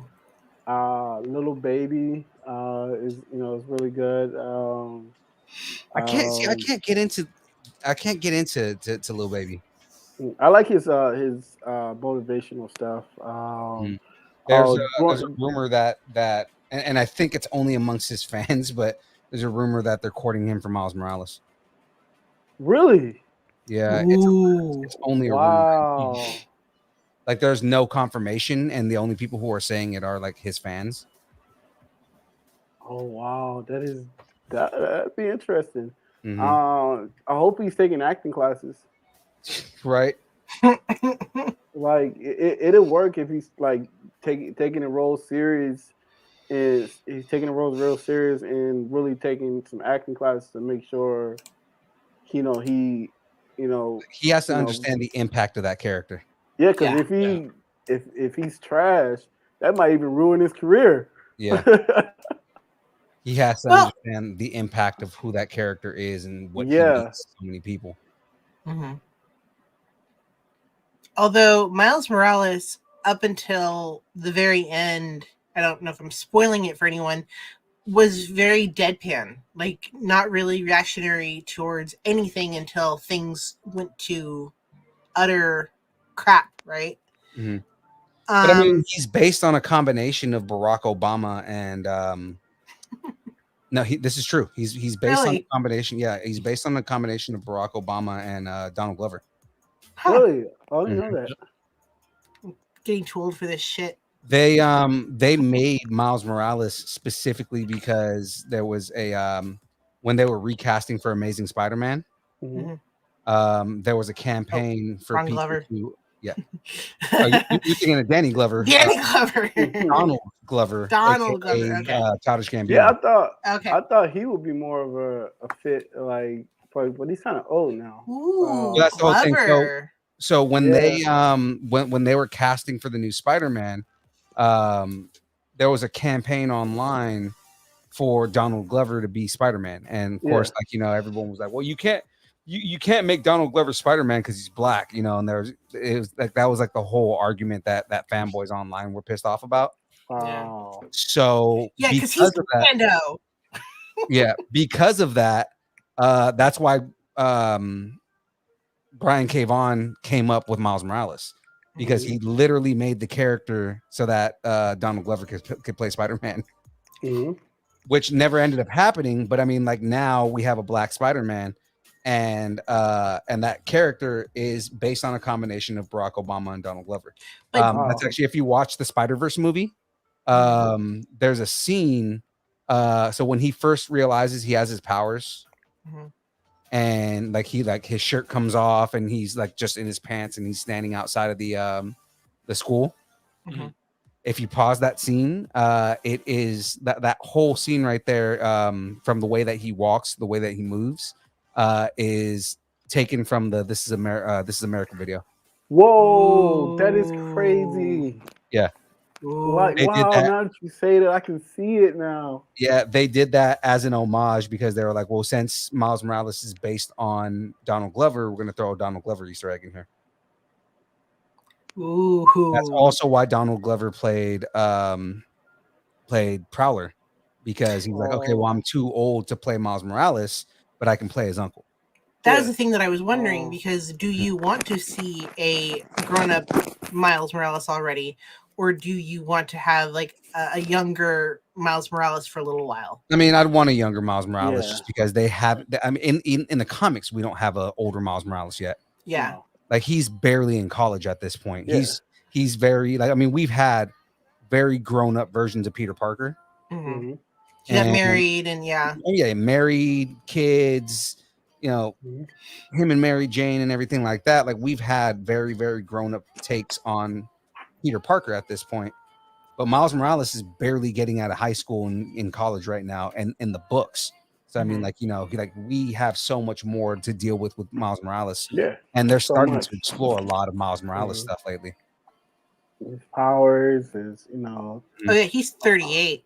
Yeah. You know, it's funny because in the most recent movie, I was glad that they started aging up Peter Parker and putting him in his senior year, because you have a actor who's almost 26 years old playing a 16-year-old. You're like, ouch. Yeah, which he's also said too that he's, you know, he doesn't feel like he can keep playing Peter Parker if he's still in high school. Yeah, and that's why they're finally starting to put him in college. Which I'm kind of interested in. How are they going to do the relationship between him and J. Jonah Jameson now that like the way that they did it in No Way Home, and that he's like an Alex Jones kind of person at this point? Like, how do you do this relationship with him in the Daily Bugle, where he's a photographer for the Daily Bugle? Right. Well, or do you just make him a college photographer? Like it's going to be interesting to see what they do. Well, I mean, you could make him a freelance photographer, which, you know, he's just selling his photos left and right, which, you know, he's kind of doing. In fact, I saw a meme today about how Peter Parker was like the first OnlyFans because he was selling pictures of himself. Yeah. Wow. That is funny. OG OnlyFans. Wow. Peter Parker. Peter Parker had the OG OnlyFans. Wow. That's funny. That is funny.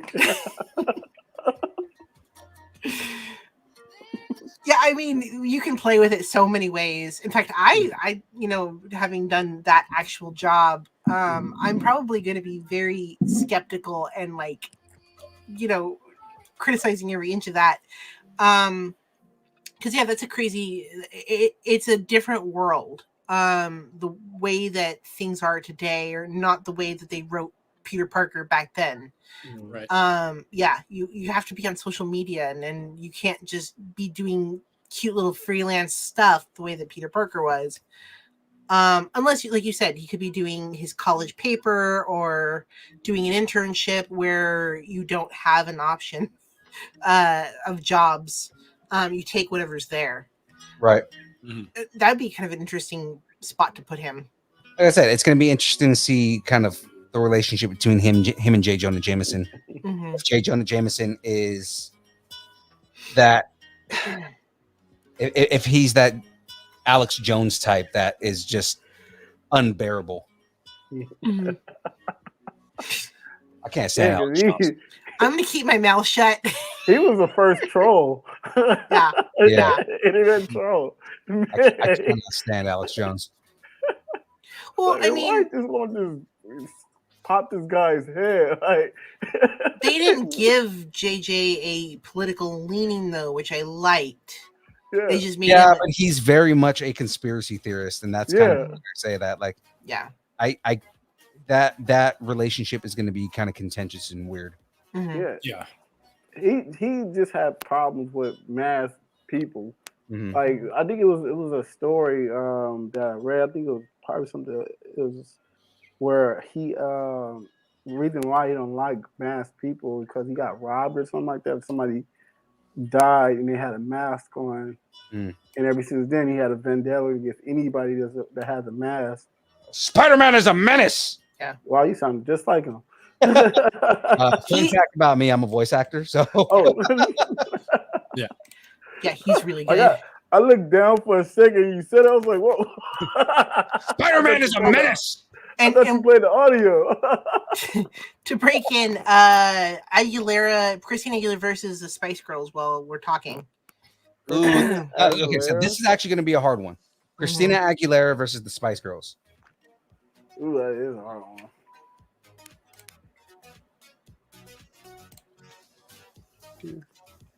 Gosh, I think, yeah. Oh gosh, because I really liked Christina Aguilera as I got older, but I was all over the Spice Girls in the 90s. I mean, my leaning again, I like both, but I Mhm. think Christina Aguilera alone is more talented than the entire group of the Spice Girls. Yeah. They were kind of a one-hit wonder, weren't they? No, they Oh, had a they couple of had a hits, few and hits. I mean, they were a legitimate phenomenon. They were like, I would say, for the '90s, they were like Beatles level invasion of the United States Mhm. because everything was Spice Girls for the longest time. Yeah. Mhm. You know, but I think Christina Aguilera is She had a better voice. exactly like her Way voice. better, yeah.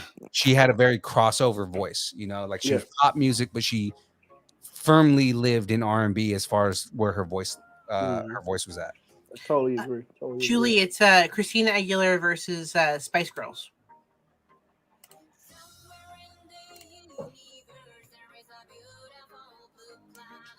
Yeah, but no, I think eventually we got sorry, we got off on traffic on topic. I am wondering with the, you know, I don't know, can we get spoilery here? I'm wondering with the ending of Spider-Man if because technically none of that ever happened now. If we're going to see a very different type of JJ next time we see him. You know, that's true. If we're gonna see like a different version of J. Jonah Jameson. Well, because you know, I didn't really think about that. I think we're gonna get. I think it's gonna be still the same JJ that's just ranting on Spider-Man. Now that he don't know who he is, but he still don't like Spider-Man. Yeah, he's still be like Spider-Man. I hate Spider-Man. Right?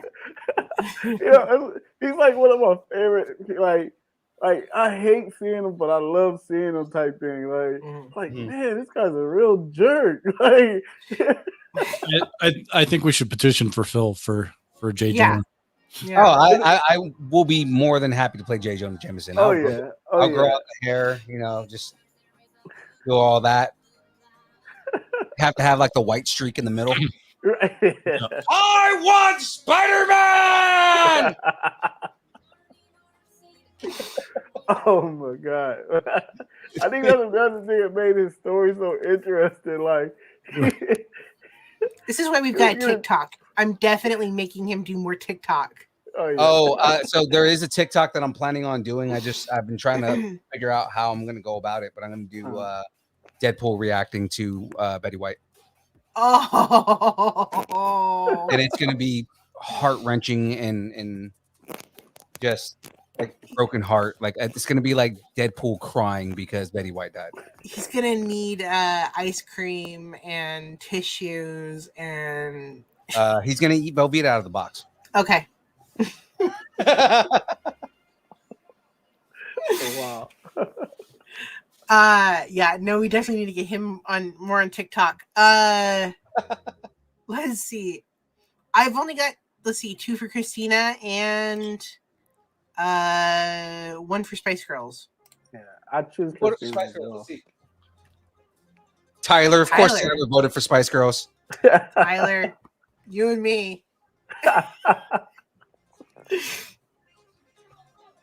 No, but well, I mean, since he doesn't know who Spider-Man is now, it's hard to get it's hard to do the level of crazy that he was going when he knew who Peter Parker was. No, but I mean, he's still gonna be you know, the conspiracy theorist. Like he's still be like, you know, he may not know who Spider-Man is now, right? But he's still gonna be like, Spider-Man, who is he? Yeah. Why do he wear a mask? Is he an alien? He's a menace. But that's the funny part now, right? Say Peter Parker's working for him, and you know he's like swinging in and out and like getting his coffee, and then comes back. Like it's a little Superman, right? How do you keep getting these pictures, Parker? You know, that was what was so dope about the comic book Civil War. Mhm. When when Peter Parker unmasked, so When he reveals himself, yeah. JJ, I'm glad that he showed that. Like, he Yeah. was J. Jonah Jameson freaked the fuck out right. because he was like, He was under my nose the whole time. I love, and it wasn't like one of those panels where it was like, you know, like right in your face. It's like Peter's revealing himself, and J. Jonah Jameson's in the background with like one of those shocked looks on his face. Yeah. But you know what he's thinking though, because Yeah. you've known J. Jonah Jameson as a character for so long. You know he's just like, what the fuck? You know, that's what I wanted to see. That's what I wanted to see in like Civil War, the movie. Like I was hoping that they was going to do that.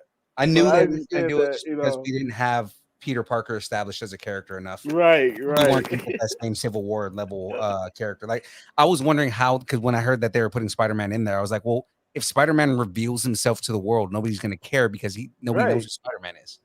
Right. Yeah. I think the whole Civil War movie should have waited.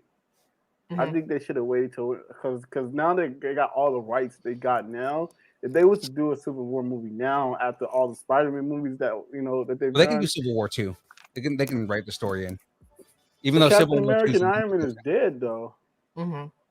So well, Civil War 2 is Captain America and Captain Marvel.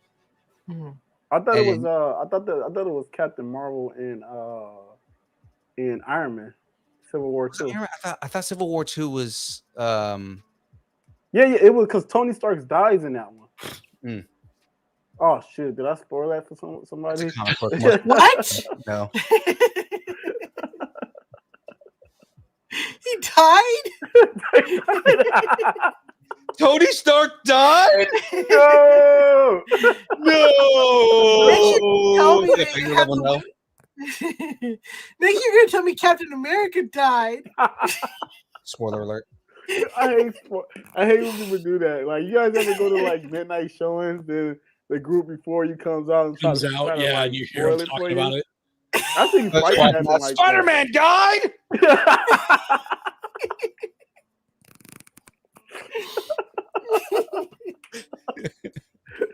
You jerk! Why would you tell me that? I sure do hope spoilers. I sure do hope they beat Thanos soon.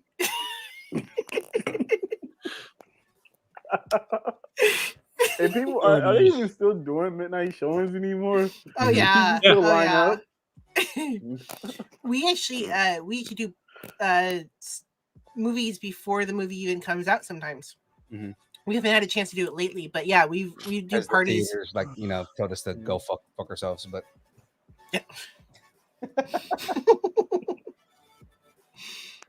they didn't really. It was because of like because the theaters were starting to fill up again. They're like, yeah, we Yeah. can't give you a theater this time, but you know, after the first of the year, we'll talk about doing events again. Yeah. Because they just wanted to sell all those tickets. Oh yeah, I mean, it was hard to even get in when I went to go see Spider-Man. Mhm. It was like literally, you can sit in the theater, but not together. Right. Yeah, I remember they had like little X on the seats. Like Yeah. taped X on the seat. No, you can't sit together. I can't sit next to my date. Like, Yeah.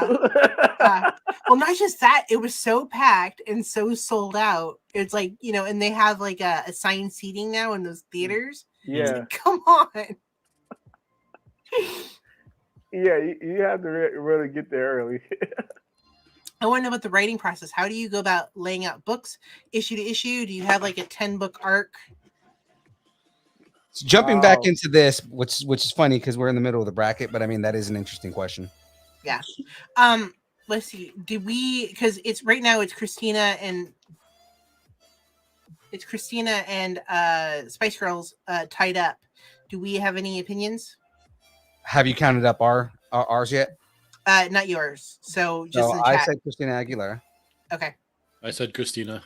Okay. I'll say Christina. Okay, Christina. Christina Aguilera it is. Yes. Ding, ding, ding, ding. Oh, wait a minute. I have something for this. Oh, wrong one.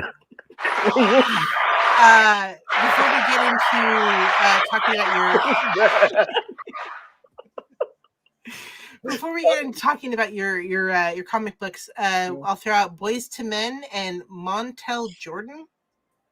You don't know who Montel Jordan is? How we do it. Dun, dun, dun, dun, Oh, dun, okay. dun, dun. This is how we do it. Yep. This is how we do it. It's Friday night. Hey, killing it. I don't think I knew the name. I've heard the song. I didn't know the name. Who's Montel Jordan? I wasn't very conscious during the night. They play that. You'd have been like, how old? I was born in 91. Yeah. So she is a child of the 90s, whereas we grew up in the 90s. Baby of the 90s, yeah. Speak. Ryan, welcome. I say Montel Jordan. You said Boys to Men or Boys to Men over Montel Jordan? Yeah, see, I say Boys to Men. I'm saying Boys to Men too. It's like I dig Montel Jordan. Obviously, I just sing the song, but I mean, Boys to Men literally inspired the concept of boy bands. Like boy bands wouldn't exist if it wasn't for Boys to Men. Mm-hmm. True. Yeah, definitely. Yeah, definitely. Boys to Men. Phil. Yo, what's up? Look at the screen. Ah! Hey, McFly. I think the chat agrees. Ryan, I apologize 100%. I have not shipped out that Lego kit yet. It's literally sitting right next to me right now. He won a Lego kit on stream. Woo woo. Yeah, I haven't even got my stuff from you, so your stuff is literally sitting in a pile behind me. Woohoo! The cost of shipping is starting to get overpriced. The sad part is not only do we work together, and I've actually seen him since then. I just forget to bring him with me every time I see him. It's like worse, even worse than that. I have stuff for her husband, and it's like she was just with her husband, so it's like. I mean, Boys to Men. And Gino goes, "What the hell? You have stuff for me?" Yeah. Do you? I do. I have for him and for his brother. Because remember, his brother won a prize too. Oops. Okay. Delete. I don't know what that's about. What? Is he saying delete? Mm-hmm. Sorry, that's a wrestling reference. Oh. I mean, Boys to Men. If you want to do like get down kind of stuff, like romantic, like you play Boys to Men, right? Yeah, definitely Boys to Men. Yeah. Like Montel Jordan is, his music will always be played, but Boys to Men definitely set a trend, and you can't go anywhere, any wedding or any all parties or clubs, when they want people to slow down, they definitely put Boys to Men on. And I mean, like the other thing with Boys to Men too is like a lot of people don't really realize that even though they didn't create New Jack Swing, they like put it on the map. Yeah. Asking him to give up his moves. I don't know. My moves, what? I think he's trying to make this about wrestling. I'm not sure. Lita is from San Francisco, fun fact. Oh. And I have seen her walking around the city before. Ooh. Lita? Mm-hmm. Oh, Lita. I know who that is. The Hardy Boys? Yeah. Red hair? Mm-hmm. Yeah. Let's say Boys takes it. We're gonna go TLC and Sugar Ray. Well, of course Yeah. TLC or Sugar Ray? Yeah, Mhm. TLC for sure. Yeah. That's I like mean, ooh. I'm a big TLC fan. I like both.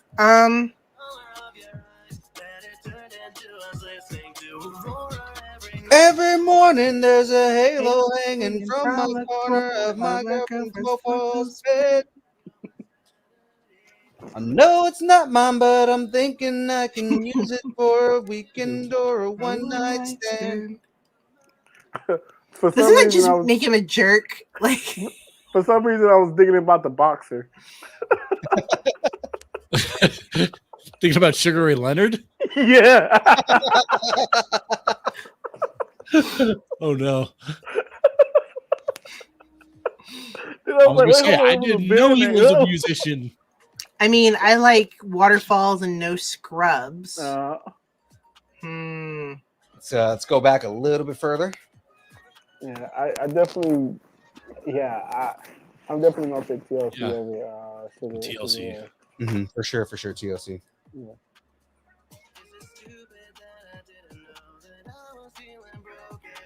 So I don't think my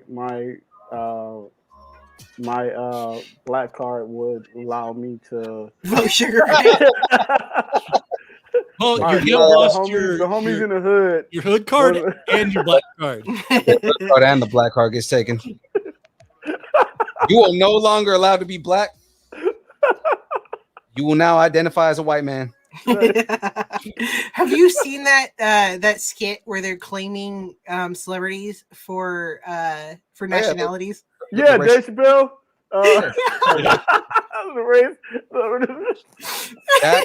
That shit was both the funniest and most racist thing. That along with the black white supremacists. Right.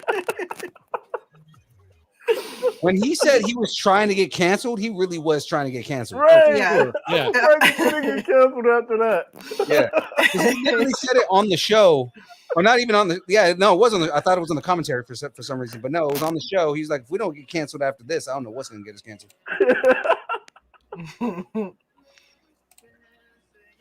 Oh my god. So we have one Sugar Ray, 1, 2, 3 TLC, and it sounds like yours are all TLC. Yeah. Oh, definitely. Okay. Yeah, see? I was torn. I can't do either one. I love them both. Oh boy. Okay. Jodashi and New Kids on the Block. Oh, Jodeci. Jodeci. You can tell how young I Jodeci? am. Jodeci? Do you guys know who Jodeci is? Jodeci. I just heard Jodeci for the first time. It's amazing. He's viral. Butcher that. You guys ever heard of that band Jodeci? Oh boy. Sorry, I'm a dick. I know. I get it. Why he's gonna do another wrestling thing on me and make me pronounce all of them. Oh yeah, for sure.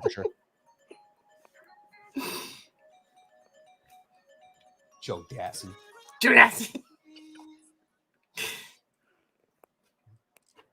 New Kids on the Block. That's almost the level of hello, fellow children. Hello, my fellow youths. How's it going?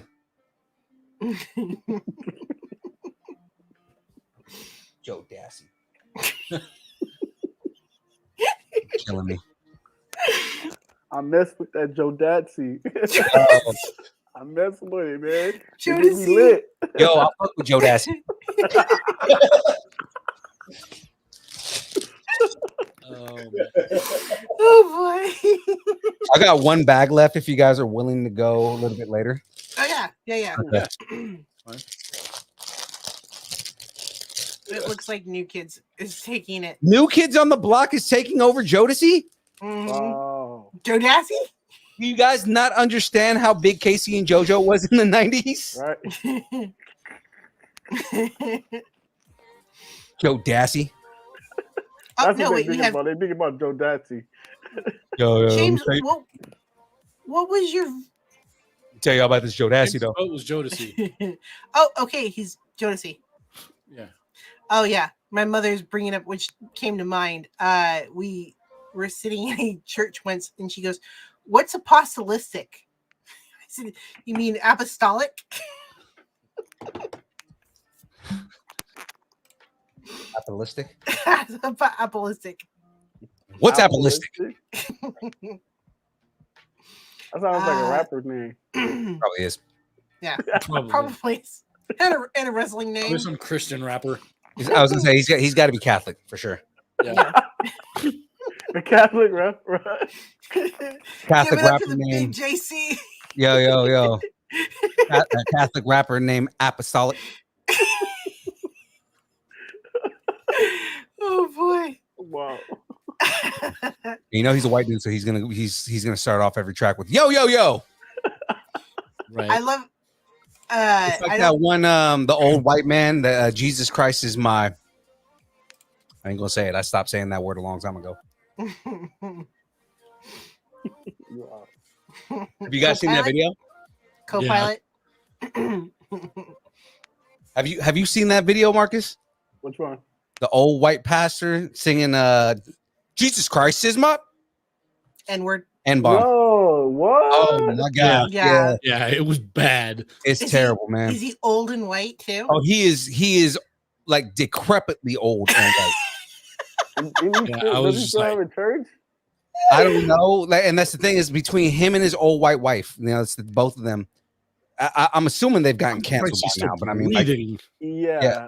I know that's the other thing is, are they even alive? Right? Like the dude literally was on his deathbed trying to rap because I guess he thought that he could bring in the youth by making a rap song about Jesus.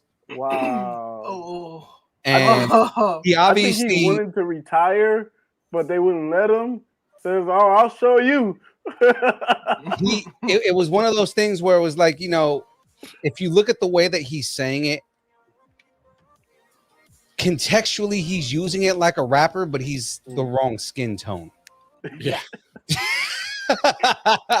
I just go by the philosophy. Don't say that ever. Right. Ever. Yeah. Ever. No. Uh, No. Jesus Christ is my like, nah, man, nah. Yeah. I'm gonna get away from you. Like, There's years away from another pastor video, you know, and it goes like, "Oh hell no, no." Wow. Have you seen that one?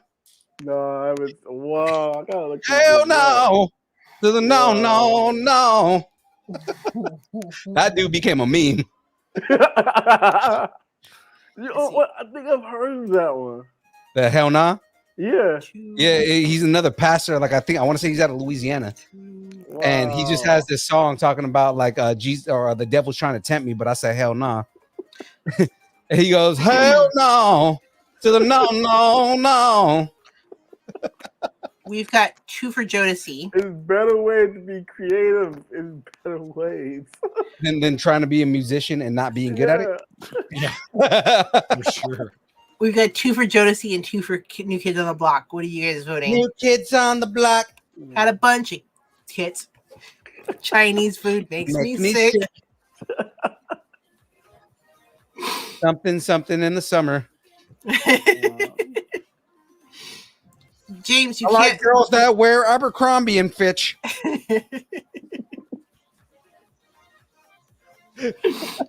Oh no. I'm sorry. This is what makes it fun is I just do random shit like this.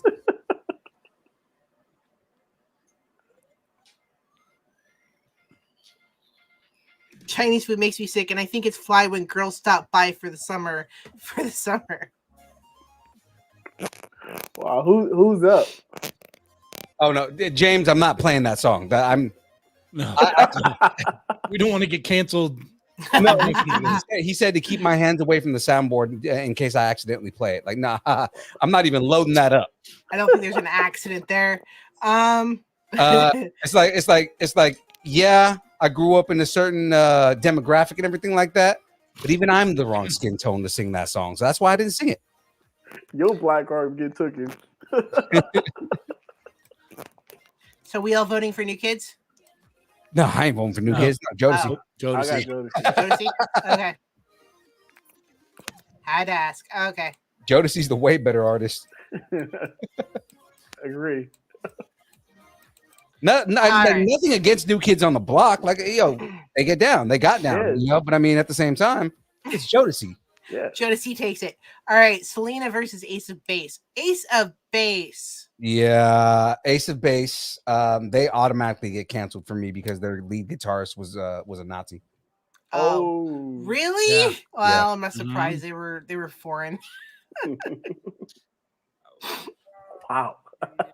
They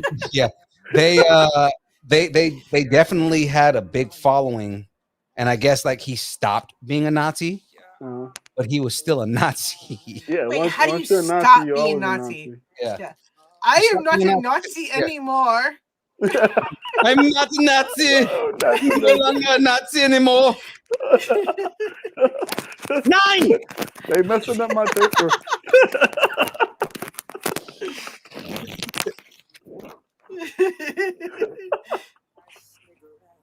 Hi. I mean, hello, not hi. Oh, hi.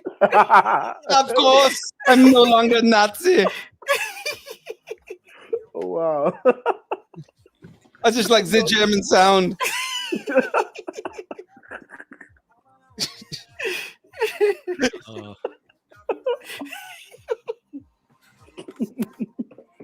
Oh no.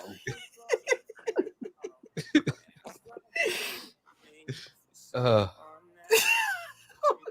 Now this is the reason that, like, I keep saying we're gonna get canceled one day. It's because of stupid shit like that.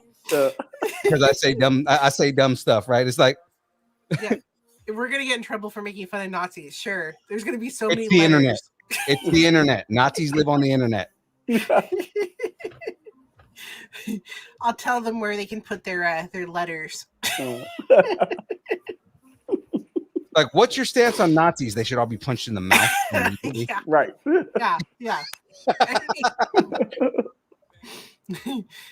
You can file your letters in my trash can, and yeah, I mean, All complaints from Nazis, go ahead and write that to www.idon'tgiveashit.com.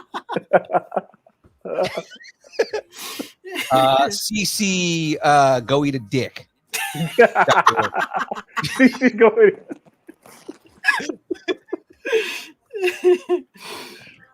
oh, that Wow. ruins all those songs for me too. I love Ace of Base, but Wow. Well, like I said, it was their guitarist. It wasn't the whole band, and he hid it from them.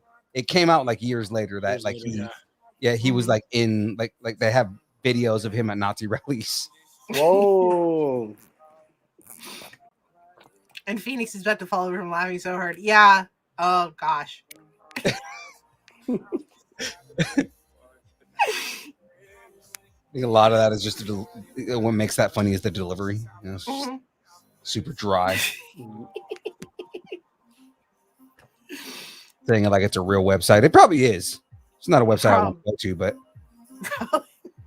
www.eatadick.com. There probably is a website. Oh, there is. You never know. You never It's know. the internet. Rule 34. If it exists, it's on the internet. Yeah. And it's probably porn. Yeah. No, yeah. Definitely a porn. Yeah, there's definitely a porn made out of it. It's like on the dark web, somebody like literally eating a penis. Oh, gross. I mean, isn't that most porn? Again, if it exists, it's on the dark web. So I mean, Yeah. if there's a thought of it, if somebody's ever thought of something, it exists on the dark web. Mm-hmm. Right? If it ever like crossed your mind, like, wonder if somebody did this, they did. It's there. Yeah, it's there. Don't go search for it. Ever. Just like we told you last week, don't look up Blue Waffle. Just don't do it. No. Or goat. Goat.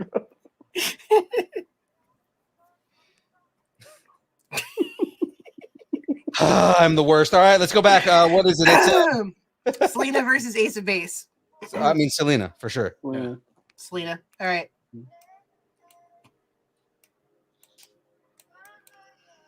I mean, in fact, My- I just watched that documentary about her getting murdered. I had Oh, no that was idea. so Like, sad. yeah. My whole thing is I wonder if she would have been one of the first crossovers. He was already doing English music at that point. Yeah. Oh yeah, but not she wasn't that big in the English market though. She was trying. She was trying really hard. Yeah, In fact, she was working on doing the crossover. It's funny because it's like very well known that she wasn't a like she didn't conversationally speak Spanish. Mm-hmm. And she's from LA, so I mean, Yeah. yeah, that's like a lot of like Latinos in LA. It's like they sound like they speak Spanish, but you know they she don't had to know. learn Spanish. Yeah. So going back up, Backstreet Boys versus Nsync. Of course, we knew this would happen. Backstreet's back. All right. Uh, I'm gonna go Nsync. so, I'm going NSYNC for sure. yeah, me so Insane. Because I mean, Justin Timberlake. Yeah.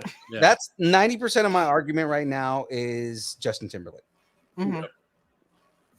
Like, who from Backstreet Boys is even Done anything done anything? outside of the group? Yeah. All right. What's the difference again? Gina just asked me what the difference is between them. Which one is on the Backstreet Boys and which one's on the NSYNC? I don't remember. No. I'm asking for Gino. Oh. Yeah. That's Gino's question. Which one is on the NSYNC? Justin Timberlake is Nsync. Backstreet Boys is that. Did you say fact? That. It's all of them. Like Backstreet Boys is facts. Yeah. Nsync has Justin. That's all that matters. Him and his top ramen hair. Yes, Yeah. You say top ramen here. Yeah. 100% had top. Yeah. Dude, yeah. For sure. Wow. Yeah, that boy's perm. Oh no. It was so bad. Wow. And the worst part was if they just left him a little like dirty blonde even, but they went full bleach. Yeah. Yeah. Like, all right, this is what you can do with bleach. Let's go here. Did you ever watch the documentary about Perlman? No. Yeah, there's a whole like Ron Perlman? yeah, their manager. Mhm. Oh. I thought you were saying the actor Ron Perlman. I was No, like, no, no. No. I did watch a documentary recently about how Sweden is sort of like the background, and if you want to be famous, go make friends with all the producers in Sweden. The Swedes. Yeah. I watched that documentary, the pop documentary on Mhm. Netflix. Yeah. That was really interesting to me because you don't really think about, you see their names, but you don't think about what the fact that there's an entirely different country that's exporting all their music to America. You know what I thought was funny about that documentary, and it was true, 100% true. One of the things that they talked about was if you go back and listen to a lot of those pop songs, none of the lyrics make sense. No. Yeah. It was just, let's throw a bunch of words together. No, Let's because just- they were Swedes and they were just like, yeah, no, we don't speak English. So this is just how this is going to go. It's kind of like But Americans were so, stupid and deluded. It was just, oh, yeah, this song's great. It doesn't matter if the lyrics make sense. in the early 2000s, America was all over songs that weren't even in English. What is Like it? I started with ABBA and stuff like that. Yeah. Yeah. It was Lou Pearlman is his name. Oh yeah. It's called the Boy Band Con. Really? Yeah. Oh, there's a whole bunch of stuff that he stole, like a ton of money from them, and Wow. because he also managed Aaron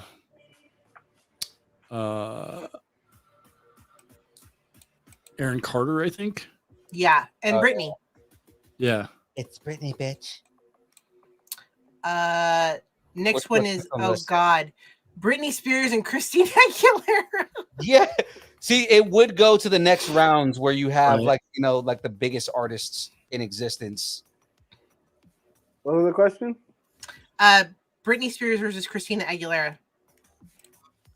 I still give it to Christina Aguilera. I was gonna say, so here's the thing, right? Everybody was in love with Britney Spears, and everybody's always talking about how big her music is. You really compare the artists, especially as a musician, if you really compare the two of them, Britney cannot fucking sing. No, she's auto-tuned. Before auto-tune was a thing. It's not even the auto-tune thing with her. Auto-tune's been a She thing for a can long speak time. melodically. Yeah. Is what it is. She can speak with a melody. She doesn't really sing. She's not really much of a singer. Christina Aguilera, that's fucking pipes. Yeah. Oh yeah. The thing is, like, Britney Spears can speak melodically without autotune, but that's what she's doing. Is she's speaking melodically? Right. Like, hey, I can speak with a melody in tune. That's what she's doing. I mean, as long as you can be in tune, right? Yeah. Oh, you don't even have to be in tune anymore. Yeah, because No. autotune Going does that yeah. now. Yeah. I mean, I've heard some singers in the studio that I'm just like, really? That used to be one of my pet peeves in the studio. I used to tell people, like, if you can't do it in the studio, you can't do it live, and that's how you make money. So I refuse to use autotune, because I had an artist that got in an argument with me one time and said that just fix it with autotune. I'm like, I'm not going to do that. My reputation's on the line too. Oh yeah. So in chat we have 2 Britney and 2 Christina. You guys all going Christina? I'm going Christina for sure. Yep. Me too, Christina. I like your argument, actually, and that's one thing that I've always thought about, the fact that Christina was a better singer than Britney. Yeah. Britney had better songs, but they were Christina written by could the same sing. people. Yeah. They had the same songwriters. So you could tell who they liked better. Yeah. All right, Christina. Yeah, but I mean, like, as an artist, yeah, Christina Aguilera fucking shat all over Britney's chest. So that's just, yeah. That's an image. No, that's the image I was hoping to build. I was hoping to build that. Oh my god, why? Why would you do that? Because I'm a terrible person. That's why. I mean, James, but you I have, own it. so who James was put the up, better Musketeer? yeah. So So you got Musketeer? you've got JC, you've got Brittany, you've got Christina, you've got Justin, Like Tyler says. all at the same time. Yeah. Because like all those major boy band artists were all Musketeers at one point. That's horrible. In response to your shat on her chest, James responded, "Oops, I did it again."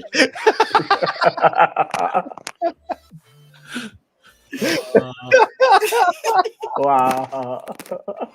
Oh no, that's an image I'm not going to get rid of. That's just- And then after she's done, just, I'm Britney, bitch. God. It's Britney, bitch. In fact, one It's Britney, bitch. I read a meme not too long ago where it was like, you know, about hauntings and stuff. Like, how come you get 1800s ghosts that are like singing creepy little songs and not like some ghost at 3 a.m. going, "It's Britney, bitch." You know what? They are. They're Yeah. just not getting as much play. Because there's definitely a ghost that's out there going, "It's Britney, bitch." Ooh, it's Britney, bitch. Next we Like have it's like Scary Terry from from run, but you can't. You can run, but you can't hide, bitch.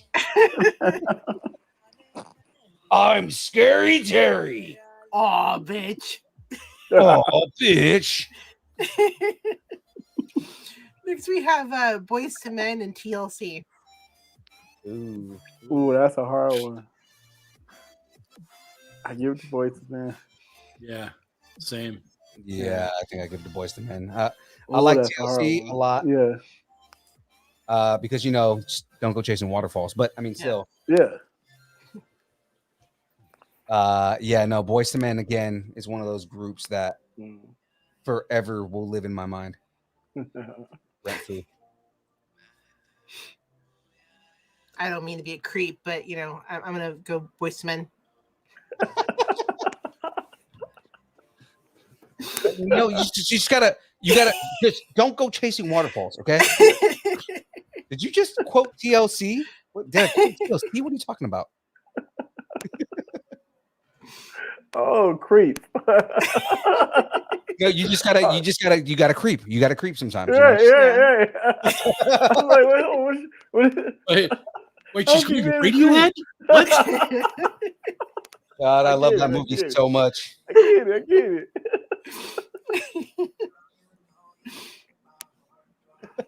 That was such a good movie. The Other Guys. The other guys? Yes. Yeah. Oh, yeah, I've seen that. That's Michael Keaton's character. Yeah. Because he's he's the police chief, right? And he's like, hey guys, you gotta just don't go chasing waterfalls, okay? Just are you quoting TLC? What are you talking about? I'm not quoting TLC. Who's TLC?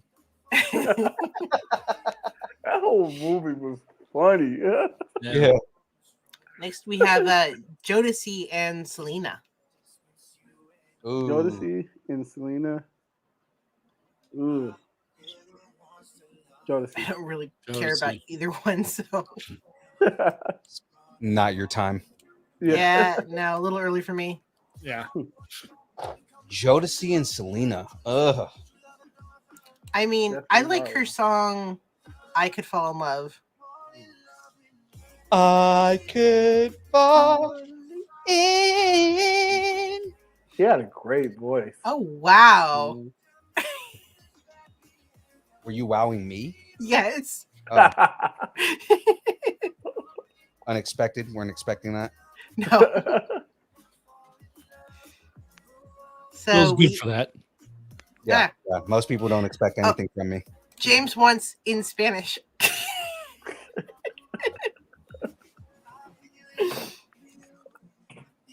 How about no, Scott? No means no, Scott. How about no, Scott? Okay. I'd love some chocolate ice cream.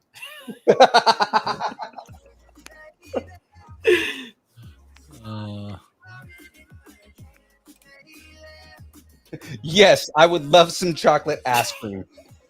Is it a chocolate ass cream? That's what he says in the movie.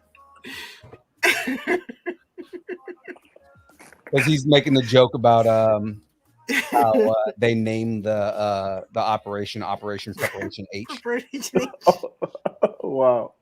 He goes, "Would you like some chocolate ice cream?" He's like, "Yes, I would love some chocolate ice cream. Thank you."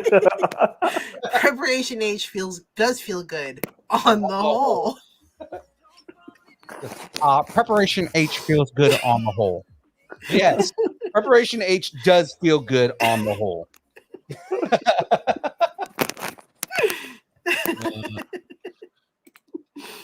It's just him talking shit to his dad the entire time. So it's like,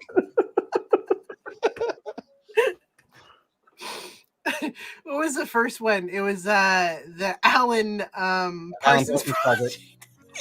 Yeah. We're gonna put a laser on the moon, and we've called it a Death Star. Really, a Death Star? Gross. What does he say? He goes, no problem, Darth. He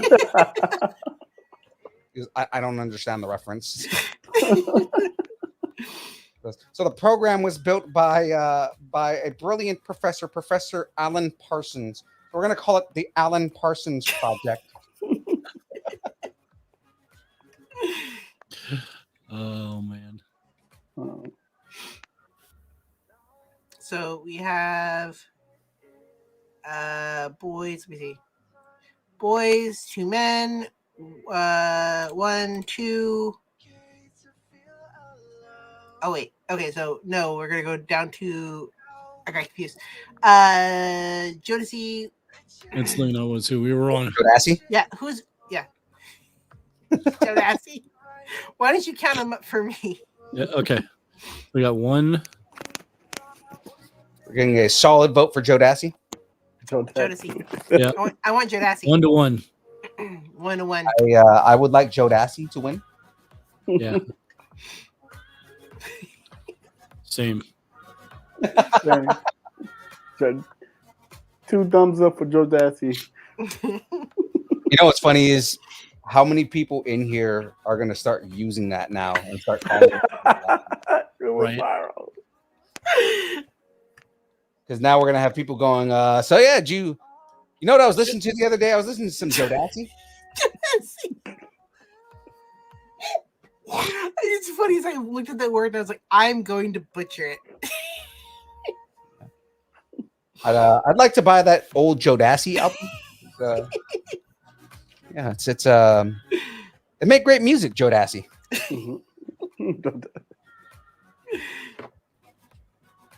Again, I hate to sound super racist, but very white thing to say. Jodeci. Yeah, have you guys heard that Jodeci album? You like my jeans? They're Jodeci jeans. That would Coming be to the Jordache. stage, Jodeci. Like that would be Jordache, and Me for sure, Phil. Yeah. I'm sorry. This show is brought to you by Phil's an asshole. So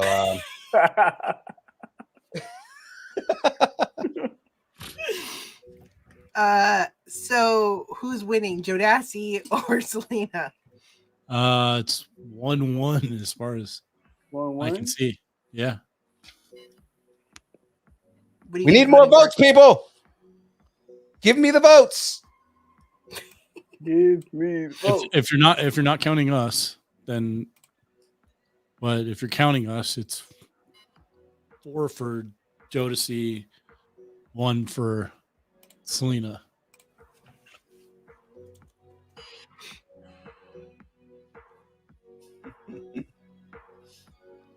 Oh man. You know, my New Year's resolution was to be less of a dick, and I've already Broken it. broken that. Yeah. Like, yeah, my New Year's resolution was to not be an asshole, and I failed miserably. Already.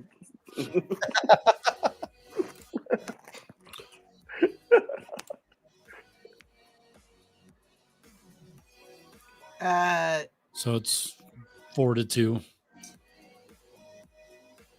Who's winning? With Jodeci. Jodeci. Okay. Jodeci? Yeah. Jodeci? Yeah.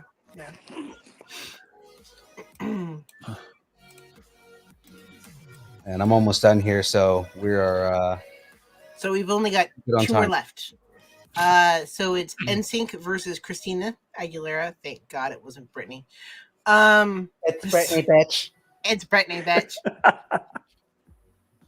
Look here, bitch. I told you it's Britney. Okay. So pretty much, who's prettier, Christina Aguilera or Justin Timberlake? Christina Aguilera. I was gonna say Christina Aguilera is probably prettier. Yeah, definitely.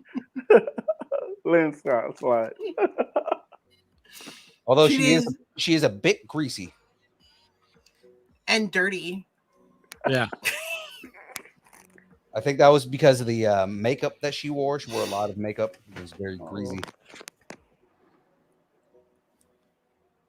Nsync versus The whole Christina. Red Man thing surprised me though. In that What about Redman?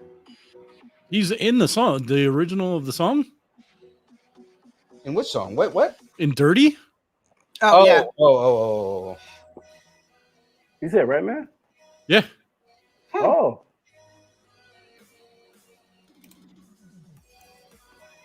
Now all I can hear is Redman's voice. Specifically, I need money. I need money. He's a mute. Best vocals, bestseller. I mean, who's the better artist? I would say, Nsync, Christina Aguilera. That's where it gets difficult because they are both like top sellers and Yeah. Which one did you guys like better? If I had to turn on one of them right now. Oh, I'd probably put on. I'm gonna be honest. I'd probably put Nsync on. Be real with you guys right now. Double A said, Double A's in here. yeah, he actually did a tour with Christina. I had totally forgotten about that. But yeah. What? Where do you say that? No. Red did a tour with Christina. Yeah. Oh, Christina did a tour with Reggie Noble. Okay. Reggie Noble, aka Reggie Noble, aka Redman. Redman. So which one are you voting for, Phil? I said Christina. Christina? Okay. Oh no. For the Oh, sorry. Nsync. Sorry. Nsync. Squint? Nsync. Marcus? I'm gonna go with Nsync. Yeah, Okay. I love Christina, but yeah, they definitely have. Like if I were to turn any of their music on right now, it would be Nsync. Yeah. Like I would go back and listen to Nsync right now. Mm.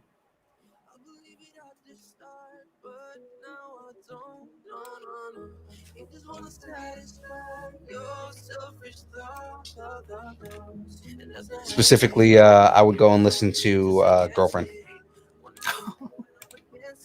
I always liked that song when they came back out, and that song Girlfriend came on. Like I thought that song was dope.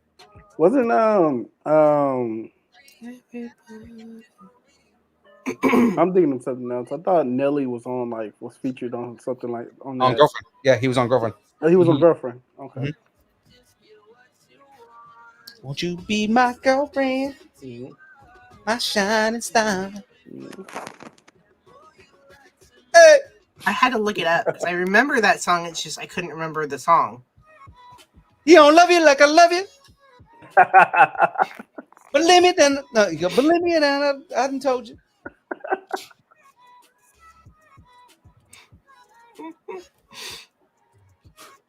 And then end it with "It's Britney, bitch." It's Britney, bitch. ODB Wu-Tang is for the children. What? Yes. Wu-Tang from what? Wu-Tang for the children. It's Wu-Tang for the children. Yeah. Like trick little kids. Trick little kids. How high did she get while on tour? I mean, Oh, she was probably fucking blissed out her mind. Oh yeah, I'm hanging sure. out with Redman. Oh yeah. She was high. She was higher than she understood. all I have to do is walk by him and he'd He be wasn't high. on Earth. Yeah. He literally made a movie about getting high. Like, all right, I am finished, ladies and gentlemen. This is the Marauder. Nice. Now, for those who don't know what the Marauder is, because I'm going to go and re-explain it here. But the Marauder is a modified. Oh shit! I just shot the camera. There's like little missiles on here that are just like finger activated. But the Marauder is a modified Imperial shuttle, right? So if you remember the Imperial shuttle from the original Star Wars movie, the one that the Emperor comes in on, which I actually have that kit. Hold on. We'll throw our last one out. Is Boys to Men versus Jodeci. Jodeci. So the Imperial shuttle, right? I don't know if you guys remember the Imperial shuttle from Star Wars, right? This is not what I'm building next week, but this is a kit that I have. Nice. Ooh. What are you gonna do once you finish with all of them? Buy more, sell kits and stuff like that. I mean, do you hang them up like? Oh yeah, you haven't seen my wall of Legos around this and on the other side of the camera here. But yeah, so this is no, I'm gonna show it to him. I just can't show him with this camera. I got to go. But yeah, so the Marauder is a modified Imperial shuttle that was modified specifically for the Bad Batch. So I know like a lot of people are into Star Wars, but a lot of people haven't seen Bad Batch and don't know what that is. Now I have all the characters here. Go ahead and stand them all here. The Bad Batch is basically a special forces unit of clones that were not like like regular clones. They're like enhanced. Yeah, they afraid off from the other clones. Mm-hmm. So right there, so right here, there's a speeder bike that it comes with. Another speeder bike here. These actually have projectiles that shoot out. Got the entire Bad Batch and a Gonk droid. And then, of course, the Marauder right here. What's cool is when this comes up, the wings do fold out. So then it flies like it does in the show and everything. This whole piece comes up so you can put somebody in the cockpit. And then this piece pops up right here so you can sit everybody inside of the actual ship. Oh, nice.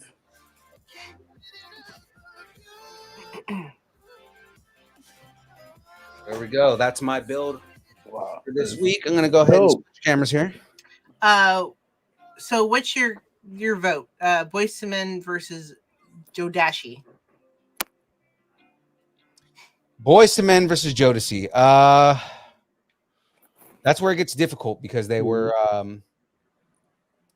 pretty equal standing as far as like their impact in the 90s. Mm-hmm.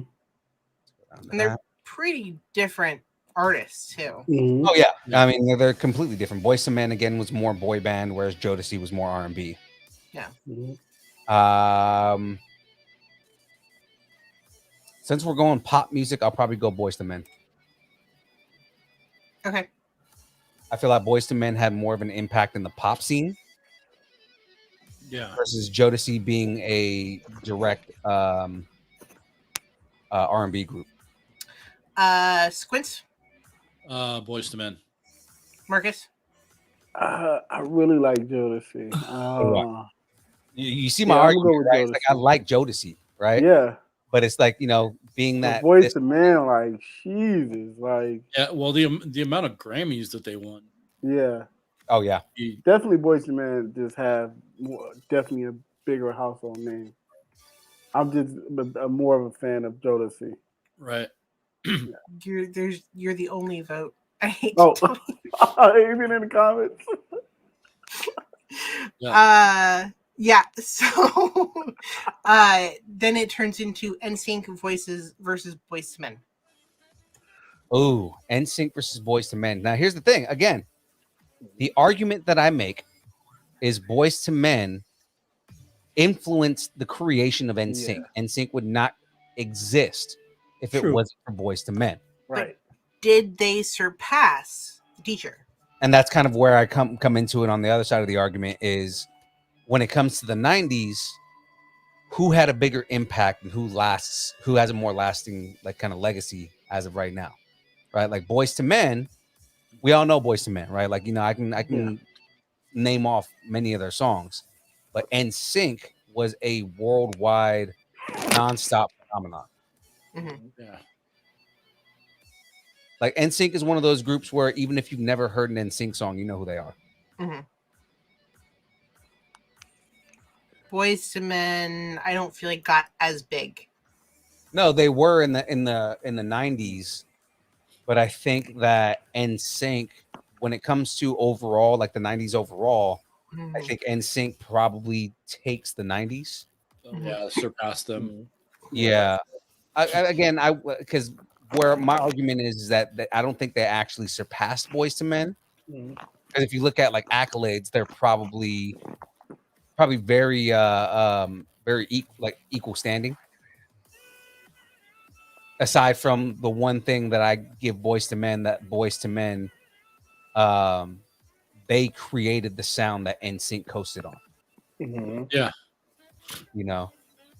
Yeah. Oh boy. How Julie says it right there, harmonies, right? Like the idea of having multiple artists in a group that all harmonize together.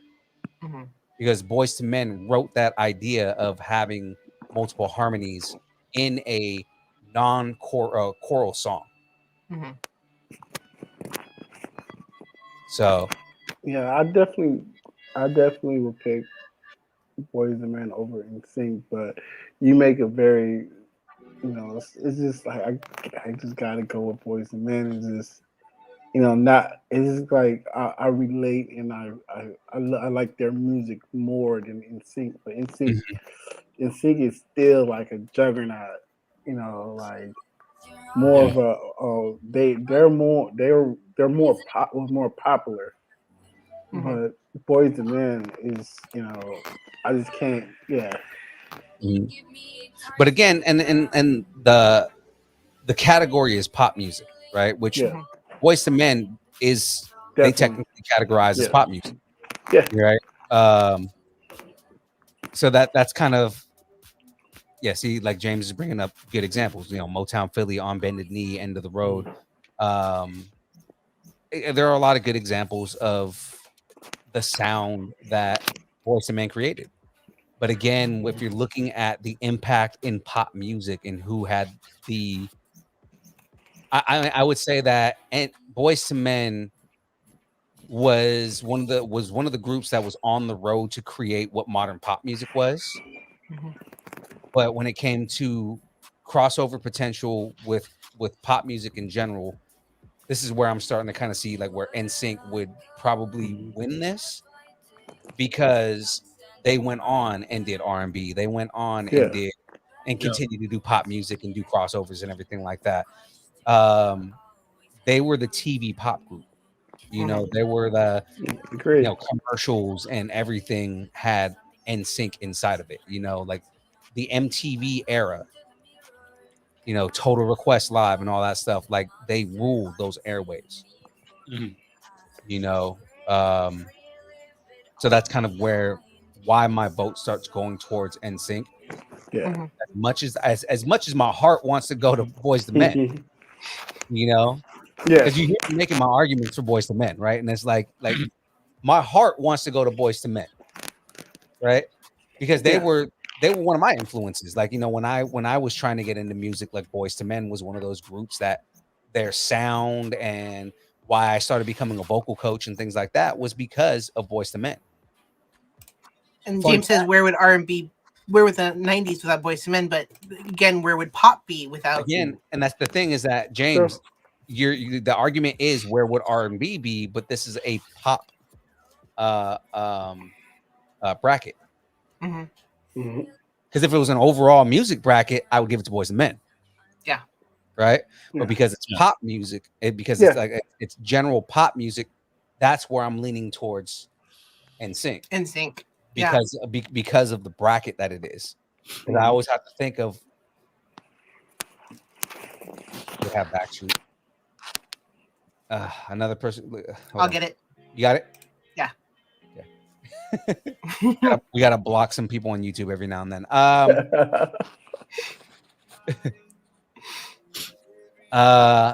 Yeah, I again, agree. I definitely agree because the topic is pop. it's So, pop music. Yeah, If it definitely. was like, yeah, if it were R&B, yeah, because again, NSYNC on the second half of their career started identifying with R&B a little more. Mhm. Mhm. If it were an R&B bracket, then my argument would 100% be Boyz II Men, Mhm. right? Because they were, even though they were a pop crossover, they were more R&B. They were more New Jack Swing. They were more like that late 80s, early 90s R&B sound. Yeah. Right. And their influence and what they did influenced what pop music would become. Mhm. But we talk about pop crossover potential, then that's where I go NSYNC. Yeah. I definitely have to go NSYNC. Yeah. The chat doesn't seem to be agreeing. But I have to go NSYNC. 90% of the chat is James. So I mean, Oh yeah. So now that I've thrown all those arguments out there, all right, let's go ahead and get a count. Yeah, I choose Nsync. Yeah. And see, Tyler just brought it up too. TRL had to bring in the 65 rule because of it. What? Wait, what does that mean? They could only be on top for 65 days, and then they have to retire the song. And Nsync was literally the reason that TRL had to put that rule in place. Otherwise, Nsync would be at the top of the charts the entire 90s. Like the entirety of the 90s was Nsync. James wants 90% of the votes. We get it. We get it. You could, you know, bring in your whole family and outvote all of us. You guys have 3 kids. Let's see. Which, by the way, James, I hope the girls are doing okay because I know they were sick. So I was looking. There's like really cute photos. Like they always have really cute photos. It's not fair how they look like a Macy's how magazine. Jenny is such a good photographer. Yeah. She makes them look like they should have their own catalog. Yeah. Abercrombie and Fitch is going to be calling them soon. Like, let's see. So, Squints, can we get a count of the chat? Yeah, I'm just trying to see. Let's see.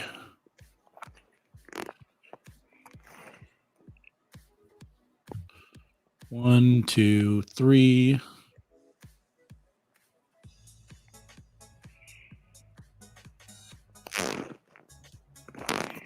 Three for Boys to Men. 3 for Boys to Men. Mm-hmm. And I still almost want to switch my vote back to Boys to Men. One for Nsync, technically 2 for Nsync, but I'm going to go Nsync. I kind of almost want to go back to Boys to Men. Ouch. Because the other argument is, again, as big as I'm saying Nsync is, Boys to Men is the overall influence. If Boys to Men didn't exist, Nsync wouldn't exist. Right. Yeah. And then basically pop as it is today wouldn't exist. Right. Mm-hmm. But they weren't really that poppy. They wasn't pop at all. Yeah, they weren't pop at all. Yeah. They did. They just paid the way to allow pop to happen. Right. Yeah.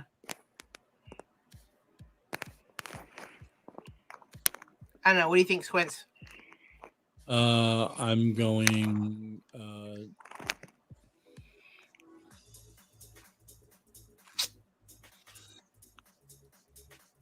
It's a hard one.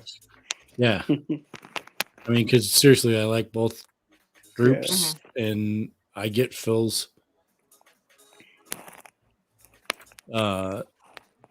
arguments.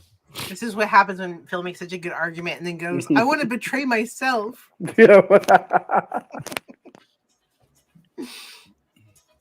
I'm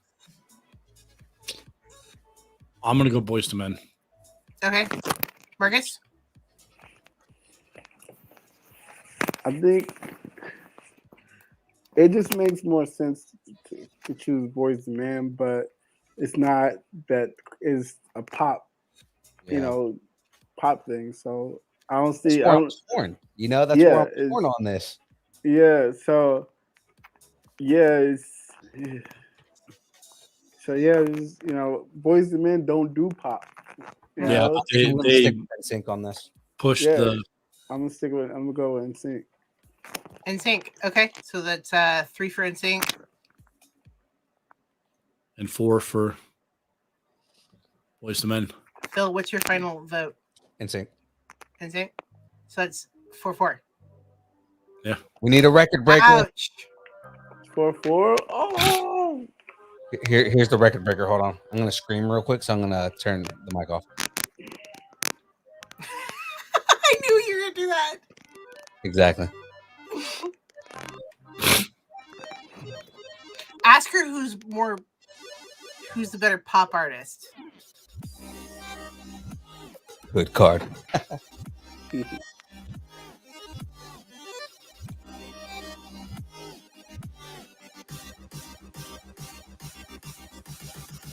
Somebody just took my hood She, card she, away she from me. might have friends up too loud. Hold on, I'm gonna text her.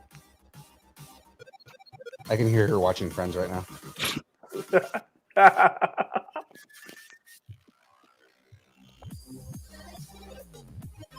Jodeci.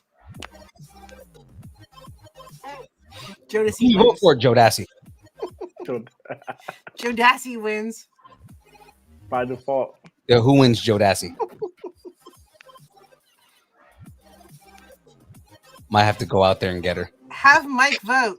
My stepfather didn't even vote. Did your mom vote? My mom voted. Yeah. Who'd you vote for, Nsync? Nsync. Yeah. What always happens, I'm gonna go ask Jackie, and then I'm gonna come Mike's back. gonna and vote. Mike's gonna vote. Be right back.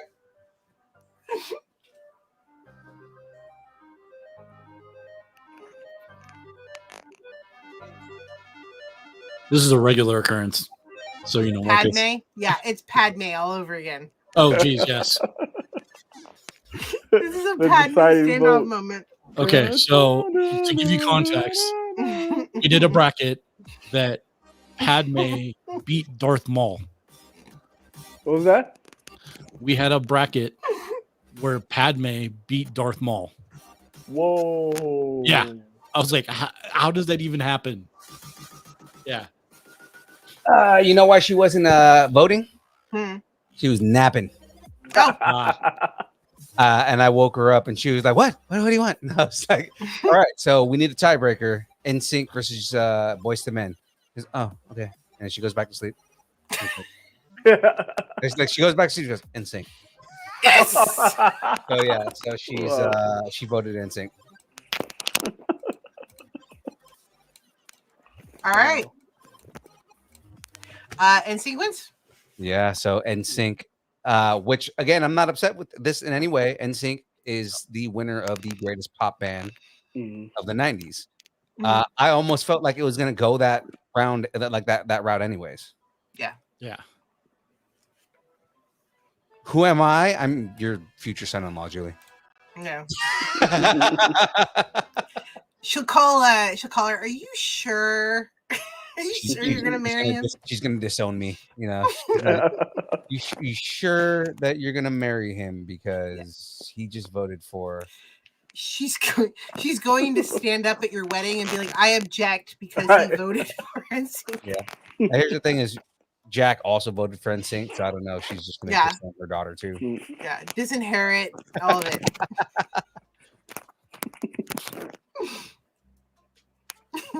Oh man. Marcus, there was actually a question further up about your where can we get your We'll do that in pluggables. Okay. So, which we're coming up to right now anyway. So, ladies and gentlemen, that is it for the show for this week. All right. Yeah, Julie's sleepy. Julie, if you were trying to call her in for any reason, she's passed out on the couch right now. So this is we're getting to the end of the show.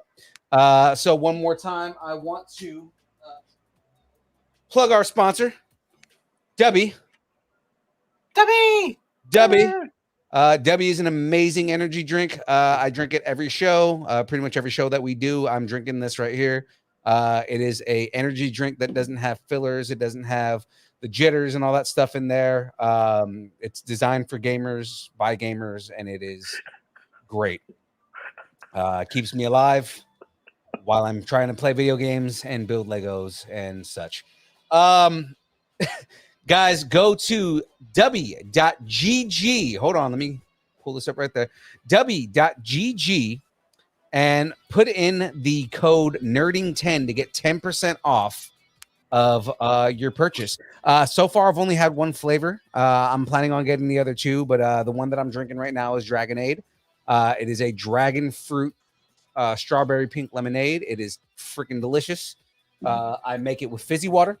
I actually was supposed to drink it with 7-Up tonight, but I forgot to grab the 7-Up and just did the fizzy water. So yeah, nerding 10 for 10% off DUBBY. James, thank you, even though that's on the bottom of the screen right now.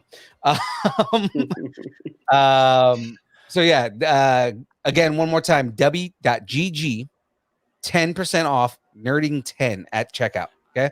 Guys, we have merch. If anybody is interested in any of our merch, if you want a Distance Nerding t-shirt or stickers or anything like that for the t-shirts, it is $20 if you're local, $25 if I have to ship it anywhere just to cover shipping costs and whatnot, which most of the time it's more than $5 for shipping, but it just helps. And of course we have stickers, and the stickers are free. If you want stickers, all you got to do is message us on social media, give us your address, give us the address you want it shipped to. There you go, Marcus. Message me after this. I'll send you some stickers. All right, cool. And I will ship stickers to you. On that, I think that's all of our pluggables. We don't have any big shows coming up soon right at the moment. So yeah, he's got the Distance Nerding sticker right there. Hold on, I got that one right there, but then I also have our OG holographic one right there. Oh, I need that one. Oh, we got the new holographics. I'm going to send you the new one. Nice. Yeah. So that right there. That being said, let's get into some pluggables. So, Marcus. Yeah. Tell us your pluggables, man. Where can people find you, and where can people buy the book and everything like that? So you can find me on my social media, LS Comic X. My website is lightningstrike.store. You can find hats, t-shirts, all the comic books are on there. I have other merch like stickers, poster art, canvas art. Also, I'm launching NFTs. My NFTs are available right now, and I'm doing a packet of 10 neon Lightning Strike NFTs. So go to my website, check it out, or if you want to look more into my NFTs, go to protonmint.com. Nice. Squints, pluggables. All right, so you can find me here weekly at Distance Nerding. Also, I'm working on launching Cuts and Chaos podcast. That will be coming soon. And you can find me at Cuts and Chaos Pod on Instagram. There we go. Phoenix! Where can people find you? Awesome. Facebook, Instagram, and of course, Distance Nerding. There we go. And of course, just throwing that out there, another plug. I've got the books. Hey. I've got the books, and they are great.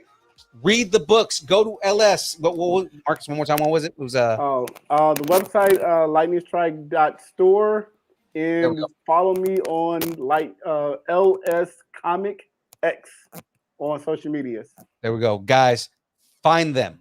Please. You know what? Actually, I'm going to probably put them in one of our Instagram stories, but still. Yes. Awesome.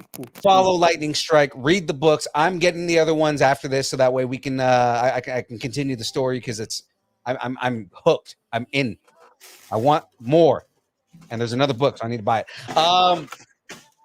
You can find us anywhere, any social media that exists at Distance Nerding. So that is Twitter, Twitch, YouTube, Facebook, Instagram, TikTok, OnlyFans, OnlyFans, GeoCities. Let's see what else. MySpace, Black City. You can find us. You can find wherever it exists. If there's a social media, we're there. Okay. I'm lying. If it doesn't exist anymore, we're not there anymore. But I mean, still, you can find us there at Distance Nerding. And of course, guys, we got 3 shows over the course of the week. Of course, on Mondays, the show that you're watching right now, from 6 to 8. Sometimes we go over like we did tonight, but from 6 to 8, we do the build. And then on Wednesdays, tune in for the download. We do the news, and we do rumors and all the pop culture stuff and everything like that. And then catch me game streaming pretty much all the time on Facebook Live. Outside of that, ladies and gentlemen, I believe it is time for the dance party. So let's get ready for this dance party here. Let's see. Where am I going? Let's start with Phoenix!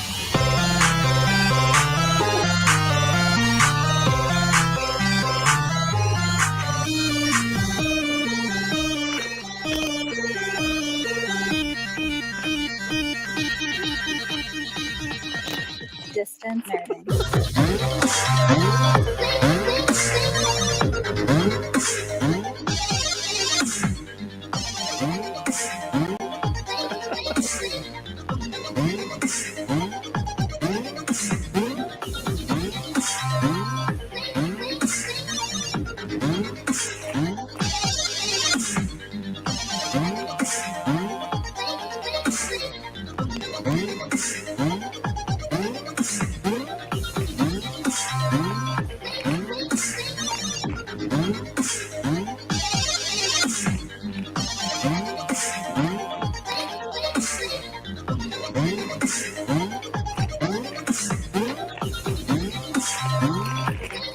See you guys next week.